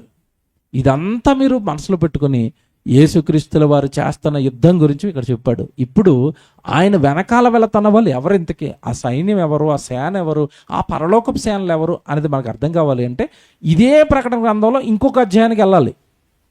ఆయన యుద్ధానికి వెళుతున్నాడు, యుద్ధం జరిగిస్తున్నాడు అని మాత్రమే ఇక్కడ రాయబడింది. ఆయన వెనకాల వెళ్ళే వాళ్ళు ఎవరో తెలియాలంటే ఇంకో అధ్యాయానికి వెళ్ళాలి. 14వ అధ్యాయానికి వెళ్దాం. ప్రకటన గ్రంథం 14వ అధ్యాయానికి రండి. ఏమంటే 4వ వచనం చదువుదాం. ప్రకటన గ్రంథం 14వ అధ్యాయము 4వ వచనం. ఏమండి, వీరు స్త్రీ సాంగత్యమున అపవిత్రులు కాని వారును స్త్రీ యొక్క సాంగత్యమును ఎరుగని వారునయ్యుండి గొర్రె పిల్ల ఎక్కడికి పోవునో అక్కడికెల్లా ఆయనను వెంబడింతురు. ఇక్కడ బాగా ఆగాలి. అక్కడ మనం చదువుకున్న పరలోకపు సేనలు ఎవరు అన్నది మనం ఆలోచిస్తున్నాం, అది అర్థం కావడానికి ఇక్కడికి వచ్చాం. ఇప్పుడు ఈ గొర్రె పిల్ల ఎక్కడికి వెళుతుందో అక్కడ ఈ వెనకాల వెంబడించే వాళ్ళందరూ వెళ్ళిపోతున్నారట. గొర్రె పిల్ల అనగానే ఎవరు? మళ్ళా యేసుక్రీస్తు. బాగా వినాలి. ఇప్పుడు యేసుక్రీస్తుల వారు వెనకాల వెళ్తున్నారట. వీళ్ళు ఈ వెళ్ళే వాళ్ళు ఎవరట? స్త్రీ యొక్క సాంగత్యమును ఎరుగని వారు. ఏమండి, ఇది అపార్థం చేసుకున్నారు మళ్ళీ. స్త్రీ సాంగత్యమును ఎరుగని వారే యేసుక్రీస్తుల వారు వెనకాల వెళ్ళాలన్నారు కనుక మనం స్త్రీని పెళ్లి చేసుకోకూడదు. ఇక పెళ్ళిళ్ళు చేసుకోకండి. క్రైస్తవ్యంలో ఒక వాదన ఉందా లేదా? ఇది చాలామంది పెళ్ళిళ్ళు చేసుకోకుండానండి స్త్రీలని పురుషుల్ని అలా వదిలేశారండి. కారణం ఏంటి? ఇదిగో యేసుక్రీస్తుల వారు వెనకాల వెళ్ళాలనుకునే వాళ్ళకి ఏ సాంగత్యం ఉండకూడదట, స్త్రీ సాంగత్యం ఉండదన్నారు కనుక పెళ్ళిళ్ళు చేసుకోకూడదు. ఏమంటే అక్కడ స్త్రీ అంటే స్త్రీ కాదు, లోకాన్ని స్త్రీతో పోల్చాడు బైబిల్. ఇదంతా మళ్ళీ తిరగాలి, నాకు టైం అయిపోద్ది. అన్నీ ఒక్కొక్కటే వివరణించుకుంటూ వెళితే టైం అయిపోతుంది. ఇక్కడ స్త్రీ అనగానే మీరు అర్థం చేసుకోవాల్సింది ఏంటంటే లోకము సాంగత్యము ఎరుగని వారు అని అర్థం. స్త్రీ సాంగత్యము ఎరుగని వారును, తర్వాత వీరు స్త్రీ సాంగత్యం ఎరిగిన వారును అపవిత్రుడు కాని వారును. ఏమంటే ఇక్కడ మీరు స్త్రీ సాంగత్యమును అపవిత్రుడు కాని వారును అనంది కదా. అంటే ఇప్పుడు స్త్రీని ముట్టుకున్న వాళ్ళందరూ అపవిత్రులు అయిపోతారా? ఒకవేళ అలా స్త్రీని ముట్టుకున్న వాళ్ళందరూ అపవిత్రులు అనుకోండి, వివాహం ఘనమైనది అని దేవుడు బైబిల్లో రాస్తాడా? వివాహం ఘనమైనది, పాన్పు నిష్కళంకమైనది, అందులో కళంకం లేదు అన్నాడు. పాన్పు నిష్కళంకమైనది అని చెప్పిన తర్వాత వివాహం చేసుకున్న స్త్రీని ముట్టుకున్న వాళ్ళు అపవిత్రులు ఎలా అవుతారు? కనుక ఇక్కడ చెప్పబడుతున్నది స్త్రీ గురించి కాదు. ఒకవేళ స్త్రీని ముట్టుకున్న వాళ్ళందరూ అపవిత్రులు అనుకోండి, డేటా ఎంత వస్తుంది? అపవిత్రుల డేటా ఆదాం దగ్గర స్టార్ట్ అవుతుంది, అంతే కదా. ఆదాం స్త్రీని ముట్టుకున్నాడు, ఆదాం అయిపోయాడు, అబ్రహాం అయిపోయాడు, ఇసాక్ అయిపోయాడు, యాకోబు అయిపోయాడు, సొలొమోన్ అయితే అసలు గుర్తు మాటే లేదు. ఇక ఇది ఒకరు కాదు, ఇద్దరు కాదు, ఎంతమంది? ఇప్పుడు చెప్పండి, వాళ్ళందరూ అపవిత్రులా? స్త్రీ సాంగత్యమున అపవిత్రులు కాని వారంటే స్త్రీ అంటే స్త్రీ కాదు, అక్కడ ఏంటది? లోకము. ఓకేనా? లోకంలో వాళ్ళు కలిసిపోలేదు. ఇది మీకు అర్థం కావాలంటే మీరు యాకోబు 4:4 చదవాలి. మీరు యాకోబు పత్రిక 4వ అధ్యాయం 4వ వచనం చదివారు అనుకోండి, అక్కడ ఏమని రాయబడి ఉంటుంది? వ్యభిచారిణులారా అన్నాడు. అంటే వాళ్ళందరూ ఏం చేస్తున్నారట? వ్యభిచారం చేస్తున్నారు అన్నాడు. వ్యభిచారం ఎవరితో చేస్తారు? స్త్రీతో చేస్తారు కదా. మరి అక్కడ స్త్రీ గురించి చెప్పాడా? వెంటనే వ్యభిచారులారా, ఈ లోక స్నేహము దేవునితో వైరమని మీరు ఎరగరా. అంటే లోకంతో స్నేహం చేసేవాడు ఏం చేస్తున్నాడని రాసేసాడు? వ్యభిచారి. ఎందుకు? ఇప్పుడు స్త్రీ ఎవరు చెప్పండి అక్కడ? లోకం. లోక స్నేహమే వ్యభిచారం. లోక స్నేహమే వ్యభిచారం. లోకంతో నువ్వు అంటగాకటం వ్యభిచారం. లోకంతో నువ్వు సహవాసం చేయటం వ్యభిచారం. ఎందుకంటే లోక స్నేహం దేవునికి వైరం, యుద్ధం. నువ్వెందుకు లోకం దగ్గరికి వెళ్తున్నావు? వాళ్ళు చేసే పాపాలను నువ్వెందుకు పాలుభాగస్తులు అవుతున్నావు? వాళ్ళ పాపాలకు నువ్వెందుకు సహకారిగా మారు? ఎందుకు ప్రోత్సహిస్తున్నావు వాళ్ళ పాపాలని? ఆ పాపాలను నువ్వు ఎందుకు పాలుభాగస్తులు అవుతున్నావు? నా దగ్గర ఉండవలసిన పరిశుద్ధుడు కదా, నువ్వు ఒక అడుగటు ఒక అడిగిటు ఎందుకు వేస్తున్నావు? ఆ పాపంలో నువ్వు ఎందుకు వెళుతున్నావు? కనుక అక్కడ స్త్రీ సాంగత్యమును ఎరిగిన వారు అనగానే వాళ్ళు లోకపు ఆశలలో పడనివారు, లోకపు స్నేహంలో పడనివారు, లోకము యొక్క మాయలో పడనివారు, లోకము యొక్క పాపములో పడనివారు. వాళ్ళు గొర్రె పిల్లతో ఏం చేస్తున్నారట? లోకము యొక్క పాపములో పడకుండా గొర్రె పిల్ల వెనకాల వెళ్ళిపోతున్నారట. ఇప్పుడు అక్కడ చదువుదాం, ప్రకటన గ్రంథం 14వ అధ్యాయం 4వ వచనం. వీరు స్త్రీ సాంగత్యమున అపవిత్రులు కాని వారును స్త్రీ సాంగత్యమును ఎరుగని వారునయుండి గొర్రె పిల్ల ఎక్కడికి పోవునో అక్కడికెల్లా ఆయనను వెంబడింతురు. మొత్తం మీద వీళ్ళందరూ ఎక్కడికి వెళ్తున్నారు? యేసుక్రీస్తుల వారు వెనకాల వెళ్ళిపోతున్నారు. యేసుక్రీస్తుల వారు ఎక్కడికి వెళ్తున్నారు అని చదువుకున్నాం ఇందాక మనం. యుద్ధానికి వెళ్తున్నాడు. యుద్ధానికి వెళ్ళేవాడు లోకంతో స్నేహం చేసినాడు అనుకోండి, యుద్ధం చేస్తాడా? మీరు చెప్పండి, మీకు ఇప్పుడు బాగా అర్థమవుతుంది. ఆర్మీ జవాన్ ఉద్యోగం వచ్చిన తర్వాత మా ఫ్రెండ్స్ ఊరికే ఫోన్ చేస్తున్నారండి, ఊరికి వెళ్ళి వస్తాను అన్నాడు అనుకోండి, అటు జవానా? ఉద్యోగం డిస్మిస్ చేసి నువ్వు పర్మనెంట్గా మీ ఫ్రెండ్స్తో పార్టీలు చేసుకోరా అంటారు, అంతే కదండి. ఈ స్త్రీ సాంగత్యం వెరగకుండా వెనకాల వెళ్తున్నారంటే వాళ్ళు లోకాన్ని వదిలేశారు, లోకాన్ని జయించేశారు. మాకు లోకం వద్దు, లోకంలో జీవితం వద్దు, ఈ లోకము బ్రతుకొద్దు, మాకు ప్రభు కావాలి. ప్రభు వెనకాల మేము సైన్యంగా మారిపోవాలి. ప్రభు పక్షాన నేను ఒక సైనికుడిగా మారాలి. ప్రభు వెనకాల యుద్ధంలోకి వెళ్ళిపోతాను, సేనలో జాయిన్ అయిపోతానని వీళ్ళు లోకాన్ని విడిచిపెట్టి యేసుక్రీస్తుల వారి సైన్యంలో చేరిపోయారట. యేసుక్రీస్తుల వారిని వెంబడిస్తున్నారట. తర్వాత చూడండి, తర్వాత వీరు ఏమండి? వీరు ఇందాక మనం అనుకున్నాం కదా, వాళ్ళు ఎవరో తెలుస్తుంది ముందుకెళ్తేనేసరికి వాళ్ళు దేవదూతలు కాదు. ఎందుకు అంటే వీరు దేవుని కొరకును గొర్రెపిల్ల కొరకును ప్రథమ ఫలముగా ఉండుటకై మనుషులలో నుండి కొనబడిన వారు. ఇది పట్టుకోండి. ఈ వెంబడిస్తున్న వాళ్ళు ఎవరట? మనుషులలో నుండి కొనబడిన వారు. అంటే ఇప్పుడు సైన్యంలో ఉన్న వాళ్ళు మనుషులా దూతలా? అర్థమవుతుందా? కష్టంగా ఉందా? ఈ వెనకాల వెంబడిస్తున్న వాళ్ళట మనుష్యులలో నుండి కొనబడిన వాళ్ళట. ఇంతకీ యేసుక్రీస్తు వారు ఎవరిని కొన్నాడు? దేంతో కొన్నాడు? రక్తం ఇచ్చి కొన్నాడు. మనల్ని అందరిని ఎవరు కొన్నారు? ఇప్పుడు యేసుక్రీస్తు వారు ఏమిచ్చి కొన్నాడు? మనల్ని రక్తం ఇచ్చి. కనుక మనం ఇప్పుడు సైన్యంలోకి వచ్చాం. సంఘము అనగానే సైన్యం, ఇది ఒక బెటాలియన్ అనమాట. సైన్యాన్ని మీరు దేశంలో ఉన్న వాళ్ళు అంతా ఒక చోట ఎట్టారు మీకు తెలుసా? నేను మొన్న పుణే వెళ్ళానండి. పుణే వెళ్తే రైల్వే స్టేషన్కి తీసుకెళ్తున్నారు. అంతా ఎలా ఉందంటే మన సికింద్రాబాద్లో ఆర్మీ క్యాంప్ ఉంటుంది, ఎప్పుడైనా చూసారా మీరు? అక్కడ ఎలాగుందో యాస్టీస్గా అక్కడ ఉన్నాయండి. ఏమంటే యుద్ధ ట్యాంకర్లు ఉంటాయి కదా, ఆ ట్యాంకర్లు బంకర్లు అన్నీ ఉన్నాయి.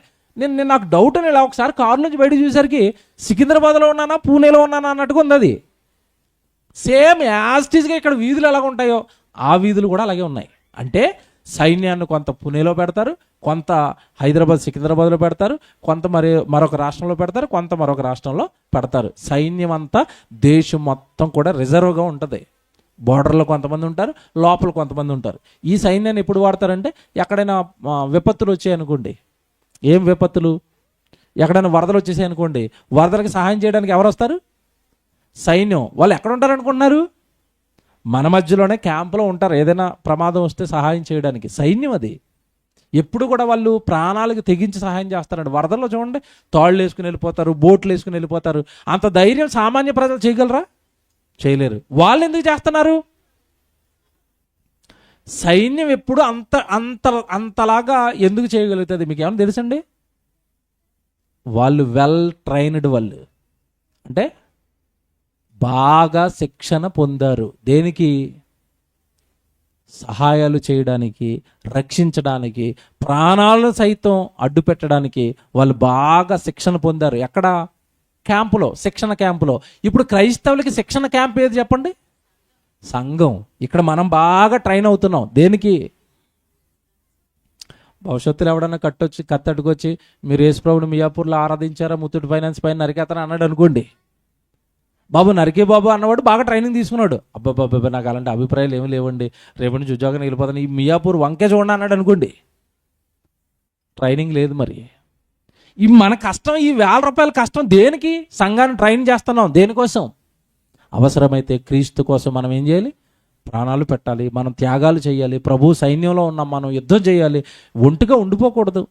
ఏమండి, మీకు చాలాసార్లు ప్రసంగాలు చెప్తూ ఉండే ఆ ప్రసంగాలు కొంతమందిని బాధ పెడతాయి. బాధ పెట్టినా పర్వాలేదు, మీరు బాధపడినా తండ్రి పక్షాన నాకు చాలా ఆనందం కింద ఉంటుంది. ఎందుకంటే మీరు పని చేయండి, పని చేయండి, పని చేయండి, మీరు పనిలో వెనక్కి వెళ్ళిపోండి అనేది నేను మీకు ఎందుకు చెప్తానంటే, యుద్ధంలో ఉన్నవాడు వెనక్కి వెళ్ళిపోయాడు అనుకోండి, యుద్ధంలో మనం ఏమైపోతాం చెప్పండి? సైన్యం తగ్గింది అనుకోండి, యుద్ధంలో మనం ఏమైపోతాం? ఓడిపోతాం కదండి. మనం ఓడిపోతే ఓటమి మనకా క్రీస్తుగా? క్రీస్తుకి. కనుక మీరు ఎత్తుకున్న పనిలోంచి మీరు వెనక్కి వెళ్ళిపోయారు అనుకోండి, మనకు ఓటమి వస్తుంది. సభ పాడైపోద్ది, సెమినార్ పాడైపోద్ది, లేదా కార్యం పాడైపోద్ది. పాడైపోయిందంటే వాడు మన మీద గెలిచేశాడు. ఎవరు? అపవాది. యుద్ధంలో మనం ఓడిపోయాం.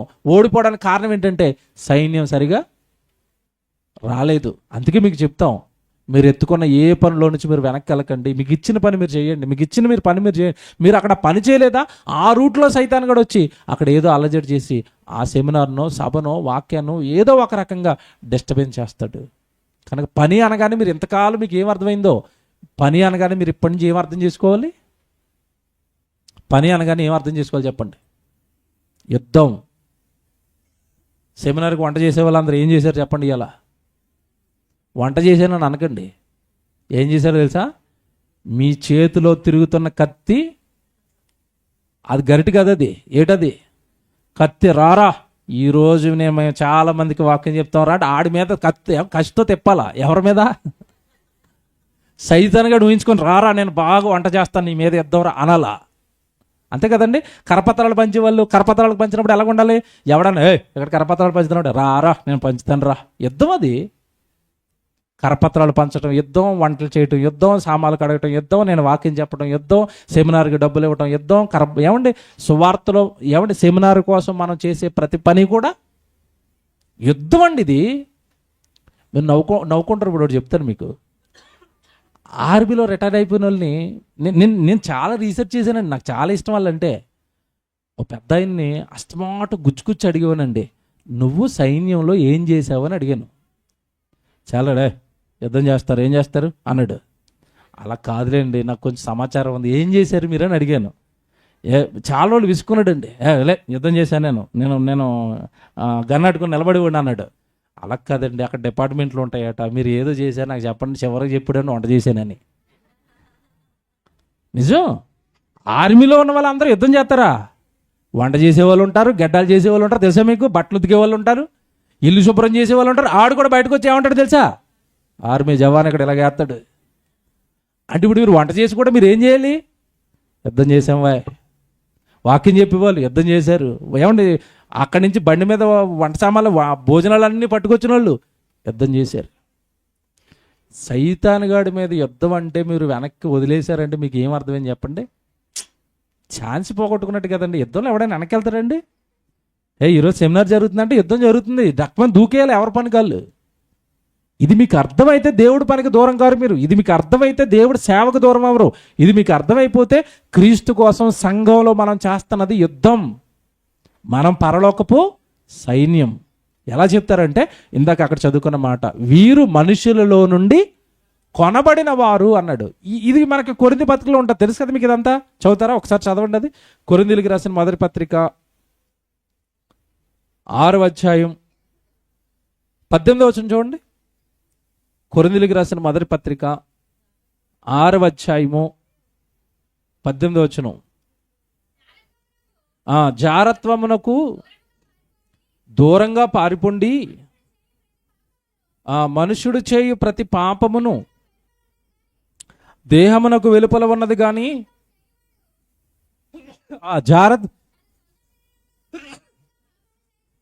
జారత్వం చేస్తున్నావా? నువ్వు యేసుక్రీస్తుల వారితో పాటు లేవు. స్త్రీ సాంగత్యంలో పడిపోయావు, వెళ్ళి లోక సాంగత్యంలో పడిపోయావు. ఒకవేళ ఆ లోక సాంగత్యాన్ని వదిలేస్తే, ఆ స్త్రీని వదిలేస్తే, ఆ వ్యభిచారాన్ని వదిలేస్తే ప్రభు సేవలో ఉంటావు. అదే చెప్తున్నాడు ఇక్కడ. తర్వాత మీ దేహము దేవుని వలన మీకు అనుగ్రహింపబడి మీలో ఉన్న పరిశుద్ధాత్మకు ఆలయమై ఉన్నదని మీరు ఎరగరా? మీరు మీ సొత్తు కారు, విలువ పెట్టి కొనబడిన వారు. ఇది అండర్లైన్ చేయండి. మీరంతా ఎవరట? విలువ పెట్టి కొనబడిన వారు. విలువ పెట్టి కొనబడిన వారు. ఏ విలువ పెట్టి కొనబడ్డావు? రక్తం. అంటే ఇప్పుడు విలువ పెట్టి కొనబడిన వారు ఎవరు చెప్పండి? వచనం ప్రకారం ఎవరు? క్రైస్తవులు, మనుషులు. ఇప్పుడు అక్కడికి వచ్చేయండి. యేసుక్రీస్తుల వారిని వెంబడిస్తున్న వాళ్ళందరూ కూడా ఎక్కడి నుండి వచ్చారట? ఆ సైన్యంలో ఉన్న వాళ్ళందరూ కూడా ఎక్కడి నుండి వచ్చారట? ఆ యుద్ధానికి వెళ్తున్న వాళ్ళందరూ కూడా ఎక్కడి నుండి వచ్చారట? ప్రజ్ఞానానికి వచ్చేయండి. 14వ అధ్యాయం 4వ వచనం. వీరు, ప్రకటన గ్రంథం 14వ అధ్యాయం 4వ వచనం, వీరు దేవుని కొరకును గొర్రెపిల్ల కొరకును ప్రథమ ఫలముగా ఉండుటకై మనుషులలో నుండి కొనబడిన వారు, వీరి నోట ఏ అబద్ధమును లేదు, వీరు అనింద్యులు. సరే, వీళ్ళు ఏమి చేయరట? ఈ సైన్యం అంతా కూడా ఏం ఆడదట? అబద్ధాలు ఆడదట, అనింద్యులట. నిందకు వాళ్ళు పాత్రులు కారు, కానీ నిందలు భరిస్తున్నారు. ఇప్పుడు చెప్పండి, క్రీస్తును వెంబడిస్తున్న పరలోకపు సేనలు ఎవరెంతకి? ఎవరు? క్రైస్తవులు, సంఘం, బాప్తిసం తీసుకున్న వాళ్ళు, ప్రభు రక్తంలో కడగబడిన వాళ్ళందరూ ఇప్పుడు క్రీస్తుకి ఏమయ్యారు? సేన, సైన్యం. అంటే ఇప్పుడు మనం అంతా ఎవరిమి? యూనిఫామ్ లేని క్రీస్తు సైనికులం. ఇది అండర్లైన్ చేసుకుని పెట్టుకోండి. యూనిఫామ్ లేని సైనికులు క్రైస్తవులు, క్రీస్తును వెంబడిస్తున్న వాళ్ళు. ఆయన యుద్ధం చేస్తూ వెళుతున్నాడు. వెనకాల మాకు వచ్చిన కత్తి మేమో తిప్పుతామని వెనకాల తిప్పుతున్నాం. కొంతమంది గరిట తిప్పుతారు, కొంతమంది కరపత్రాలు పంచుతారు, కొంతమంది సువార్తకి వెళ్తారు, కొంతమంది డబ్బులు ఇస్తారు, కొంతమంది దేహం ఇస్తారు, కొంతమంది నా నోరిచ్చాను, నేను నా జీవితాన్ని ఇచ్చాను. ఎవరికి తోచిన యుద్ధం క్రీస్తు కోసం మనం ఆయన వెనకాల చేస్తున్నాం. అంటే సైన్యం ఎవరు ఇప్పుడు? ఇందుకే టైటిల్ ఇప్పుడు చెప్పండి ఏంటి? క్రీస్తును వెంబడిస్తున్న పరలోకపు సేనలు ఎవరు? ఎవరు? మనమే. టైటిలే చెప్పాల్సి వచ్చింది, చూసారా? మనం సైన్యం అన్న సంగతి ఎంతకాలం మనకి తెలీదు. సైన్యం అనగానే మనం ఎలా ఉంటాడు చెప్పండి? సైనికుడు అనగానే ఎలా ఉంటాడు చెప్పండి? సైనికుడు ఎలా ఉంటాడు? సైనికుడు ఎలా ఉంటాడు? మీరు సైన్యం, నేను అదే అన్నాను, మీకు రిటైర్డ్ అయిపోయినాడు ఎవరైనా కలిస్తే ఖచ్చితంగా అతని దగ్గర కూర్చోండి మీరు రోజు. సైనికుడు ఎలా ఉంటాడంటే పంక్చువాలిటీ, క్రమశిక్షణ. 6 గంటలకు లేవాలి అంటే ఎప్పుడు లేస్తాడు సైనికుడు? 5:30కి లేస్తాడు. 7 గంటలకి సెమినారు అని చెప్తాం మనం. మన సైన్యం ఎప్పుడు వస్తుంది? ఇది సైన్యమే, కాకపోతే క్రమశిక్షణ లేని సైన్యం, పంక్చువాలిటీ లేని సైన్యం. అంతే కదండి? 6 గంటలకు నువ్వు లేచి గ్రౌండ్లో రౌండ్లు వేయాలంటే ఆడ 5:30కి లేచి షూ వేసుకుని రెడీగా ఉండాలి. విజిల్ ఎప్పుడు వేస్తాడో సార్ అని ఎదురు చూస్తారు. కమాండర్ అంటారు. కమాండర్ విజిల్ వేయగానే డ్రై ఇవ్వని వెళ్ళిపోవాలా. అతను విజిల్ వేసిన టైంకి సార్ షూ వేసుకున్నాను అన్నాడు అనుకోండి, 14 రౌండ్లు కాస్త 20 రౌండ్లు అవుతాయి. తెలుసా మీకు పనిష్మెంట్లు ఎలా ఉంటాయో? భయంకరమైన పనిష్మెంట్లు అని చెప్పాడండి. పిక్కలు వాచిపోతాయని ఆయన పనిష్మెంట్లు. బాబోయ్, ఆ దెబ్బకు తట్టుకోలేక అరగంట ముందే లేచి కూర్చుంటాం విజల కోసం అనివాడండి ఈయన. ముగ్గురిని నేను బాగా స్టడీ చేశాను. ముగ్గురండి నా జీవితంలో. నాకు ఈ ముగ్గురు ఆర్మీ మ్యాన్లో నాకు బాగా చాలా విషయాలు చెప్పారు అక్కడ పోయి.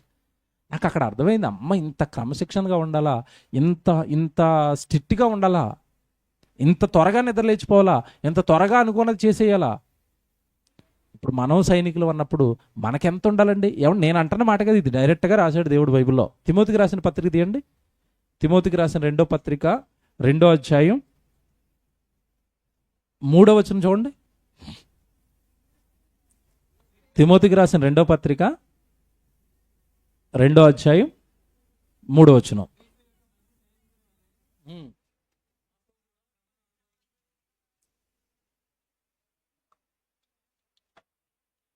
పౌలు గారు తిమోతి చెప్తున్నాడండి మాట. ఇదిగో నువ్వు తిమోతి, నువ్వు క్రీస్తు యేసు యొక్క మంచి సైనికుని వలె. అదేంటి, సైనికులు చెడ్డోళ్ళు మంచోళ్ళు ఉంటారా? 6 గంటలకు రౌండ్ అంటే 7 గంటలు లేచారంటే ఏ సైనికుడు? మంచి సైనికుడా? దేవుడు పని ఉందన్నా సరే రాకుండా ఇంట్లో చూసే సైనికుడు ఏ సైనికుడు? మంచి సైనికుడా? మంచి సైనికు, అందుకే పదం ప్రయోగించాడు అక్కడ. క్రీస్తు యేసు యొక్క మంచి సైనికుని వల్లే నాతో కూడా శ్రమలు అనుభవించుము. అంటే సైనికుడికి ఏముంటాయి? ఇప్పుడు శ్రమలు ఉంటాయి. ఇప్పుడు క్రైస్తవుడికి అన్నీ ఏముంటాయి? శ్రమలు ఉంటాయి. క్రైస్తవులో జరుగుతున్న బాధ ఏంటి చెప్పండి? ఇప్పుడు నువ్వు యుద్ధంలో ఉన్నావు, నువ్వు సైనికుడివి, కత్తి పట్టుకుని 24 గంటలు ప్రభు కోసం యుద్ధం చేయాలి, అటు ఇటు లోకాన్ని చూడకు అని ఒక్క ప్రసంగం వేయండి, దెబ్బకి 10,000 మంది వచ్చేవాళ్ళు వచ్చే వారం 5,000 ఉంటారు అక్కడ. వచ్చే వారం పార్ట్ 2 వేసాడు అనుకోండి 2,500 అవుతారు. ఎందుకు? ఎవడు శ్రమలు అనుభవిస్తాడండి ఈరోజు ప్రభు కోసం? ఆయన శ్రమలు పడ్డాడు, నీకు కృపాకాలం అంటున్నారు. ఇప్పుడు శ్రమ ఎవడికి నేర్పారు? కష్టం ఎవడికి నేర్పారు? నీకు పని ఉందని ఎవడికి నేర్పారు? క్రీస్తు యేసు యొక్క మంచి సైనికుని వల్ల నువ్వేం చేయాలి? నాతో కూడా శ్రమ అనుభవించాలంటే ఇప్పుడు పౌలు గారు ఎందులో ఉన్నాడు? ఇప్పుడు నాతో కూడా అన్నాడంటే ఆయన ఎక్కడ ఉన్నాడు?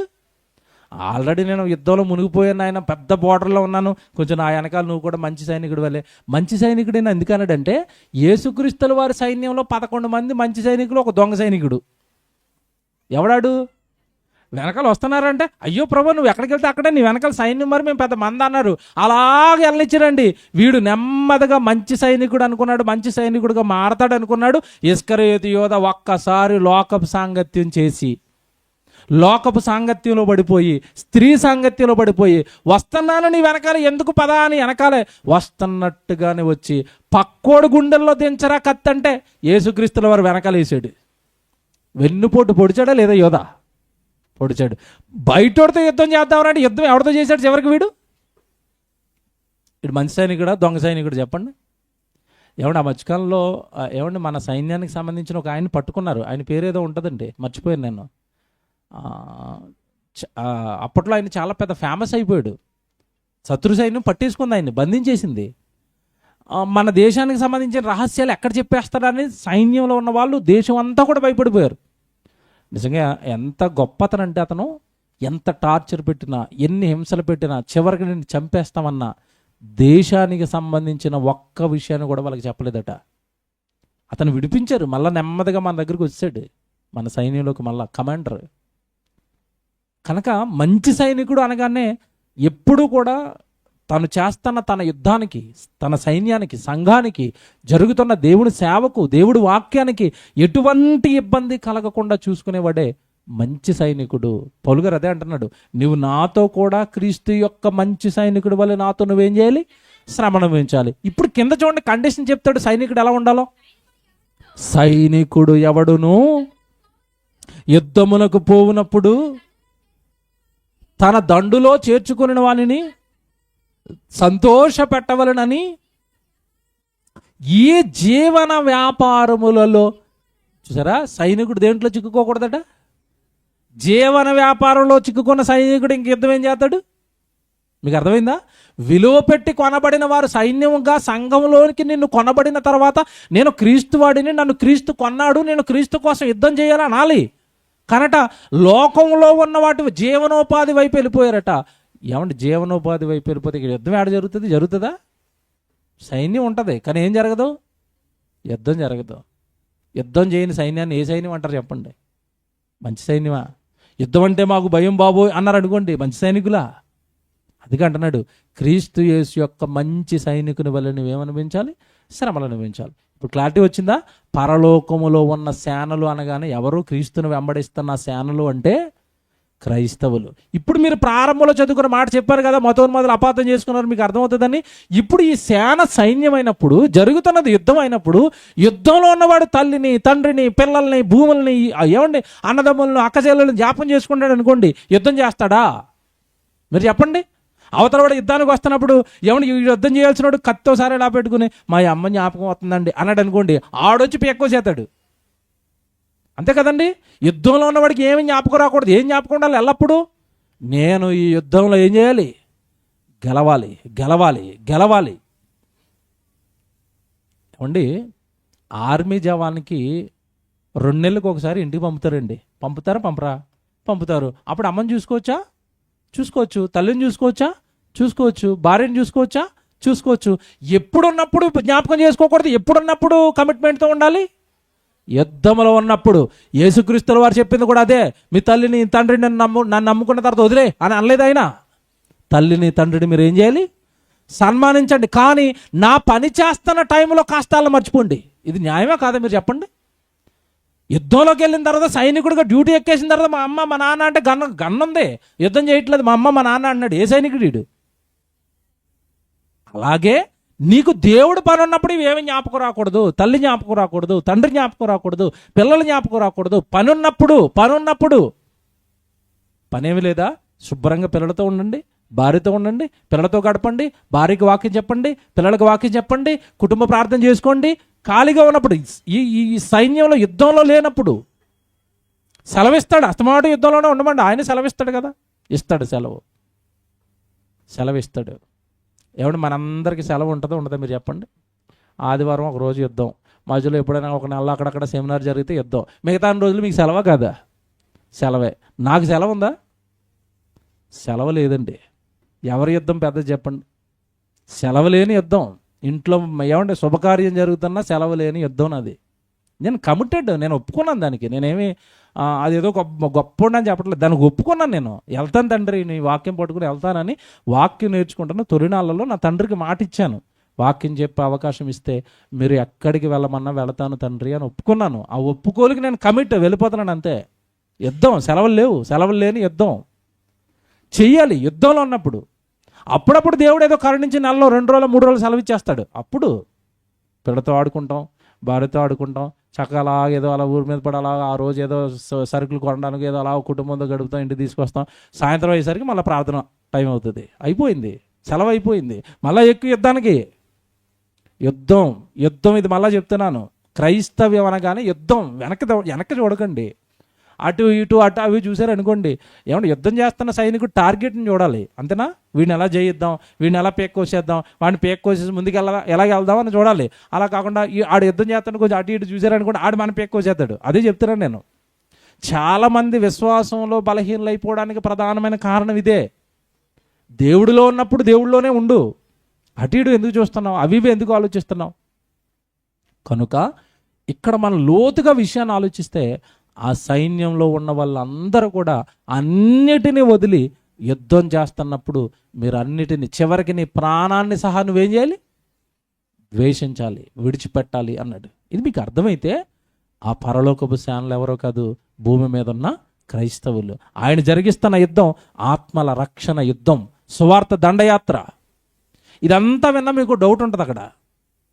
ఇంత బాగుంది, అంత సెట్ అయినట్టే ఉంటుంది, కానీ ఒక చిన్న డౌట్ ఉంటుంది అక్కడ మీకు. బాగా లోతుగా ఆలోచిస్తే మీరు ఏంటి లోతుగా, అక్కడ పరలోకపు సేనలని ఉంది కదా.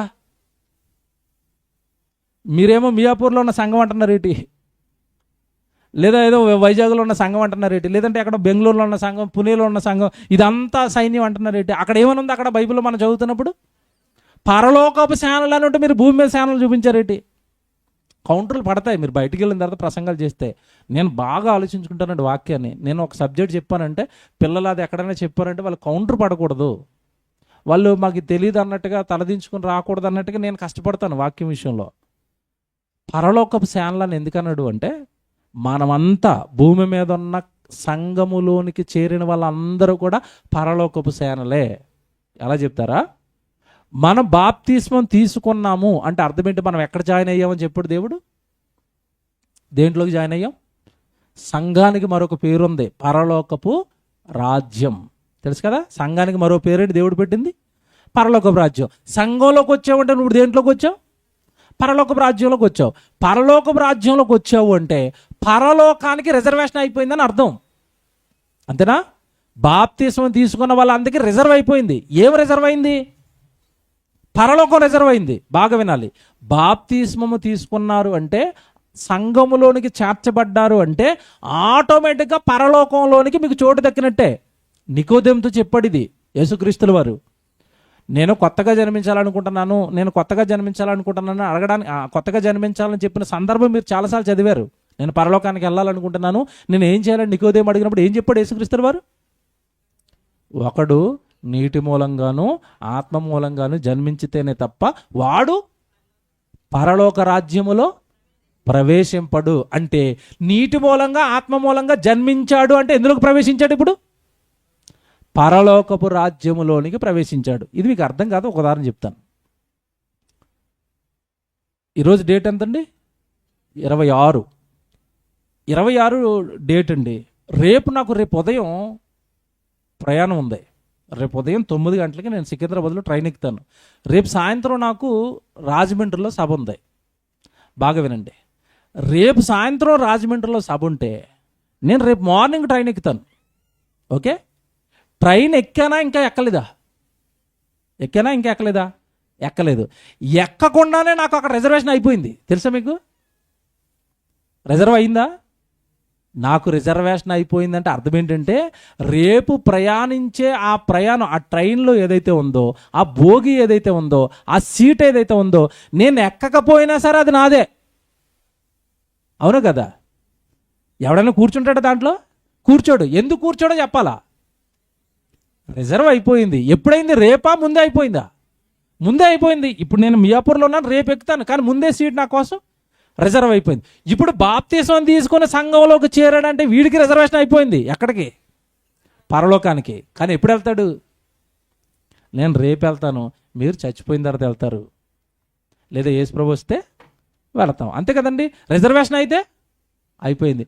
ఇప్పుడు మనం ఏ లోకానికి సంబంధించిన సైన్యమో చెప్పాలా? రిజర్వేషన్ అయిపోయింది. అక్కడికి వెళ్ళే వాళ్ళు మనం అందరం అంటే ఏ సైన్యం? మనమంతా పరలోకపు సైన్యం. అందుకే అక్కడ ఆ మాట రాశాడు. ఏమని? పరలోకపు సేనలు ఆయన వెంబడిస్తున్నాయంటే అక్కడ ఉన్న పరలోకంలో దూతలు అనుకున్నారు చాలామంది. కాదండి. దూతలు ఎందుకు వస్తాయండి యుద్ధానికి? దూతలు ఎందుకు వస్తాయి? వాక్యం చెప్పడానికి. ఇప్పుడు దూతలు వెళ్తున్నారా, సేవకులు వెళ్తున్నారా వాక్యం చెప్పడానికి? సేవకులు. పరలోకపు సేనలు అనగానే దూతలను వేస్తారు. కనుక వాక్యము ఎంత లోతుగా పరిశీలిస్తేనే తప్ప మనకి అర్థం కాదు. కాబట్టి ఆ ప్రకటన గ్రంథంలో రాయబడిన పరలోకపు సేనలు ఎవరు అంటే క్రైస్తవులు. అందులో ఎప్పుడు మనం మంచి సైనికుల వలె ఉండాలి తప్ప ఆ యుద్ధానికి కానీ ఆ సైన్యానికి కానీ అపకారం చేసే సైనికులుగా మనం ఏనాడు మారకూడదు.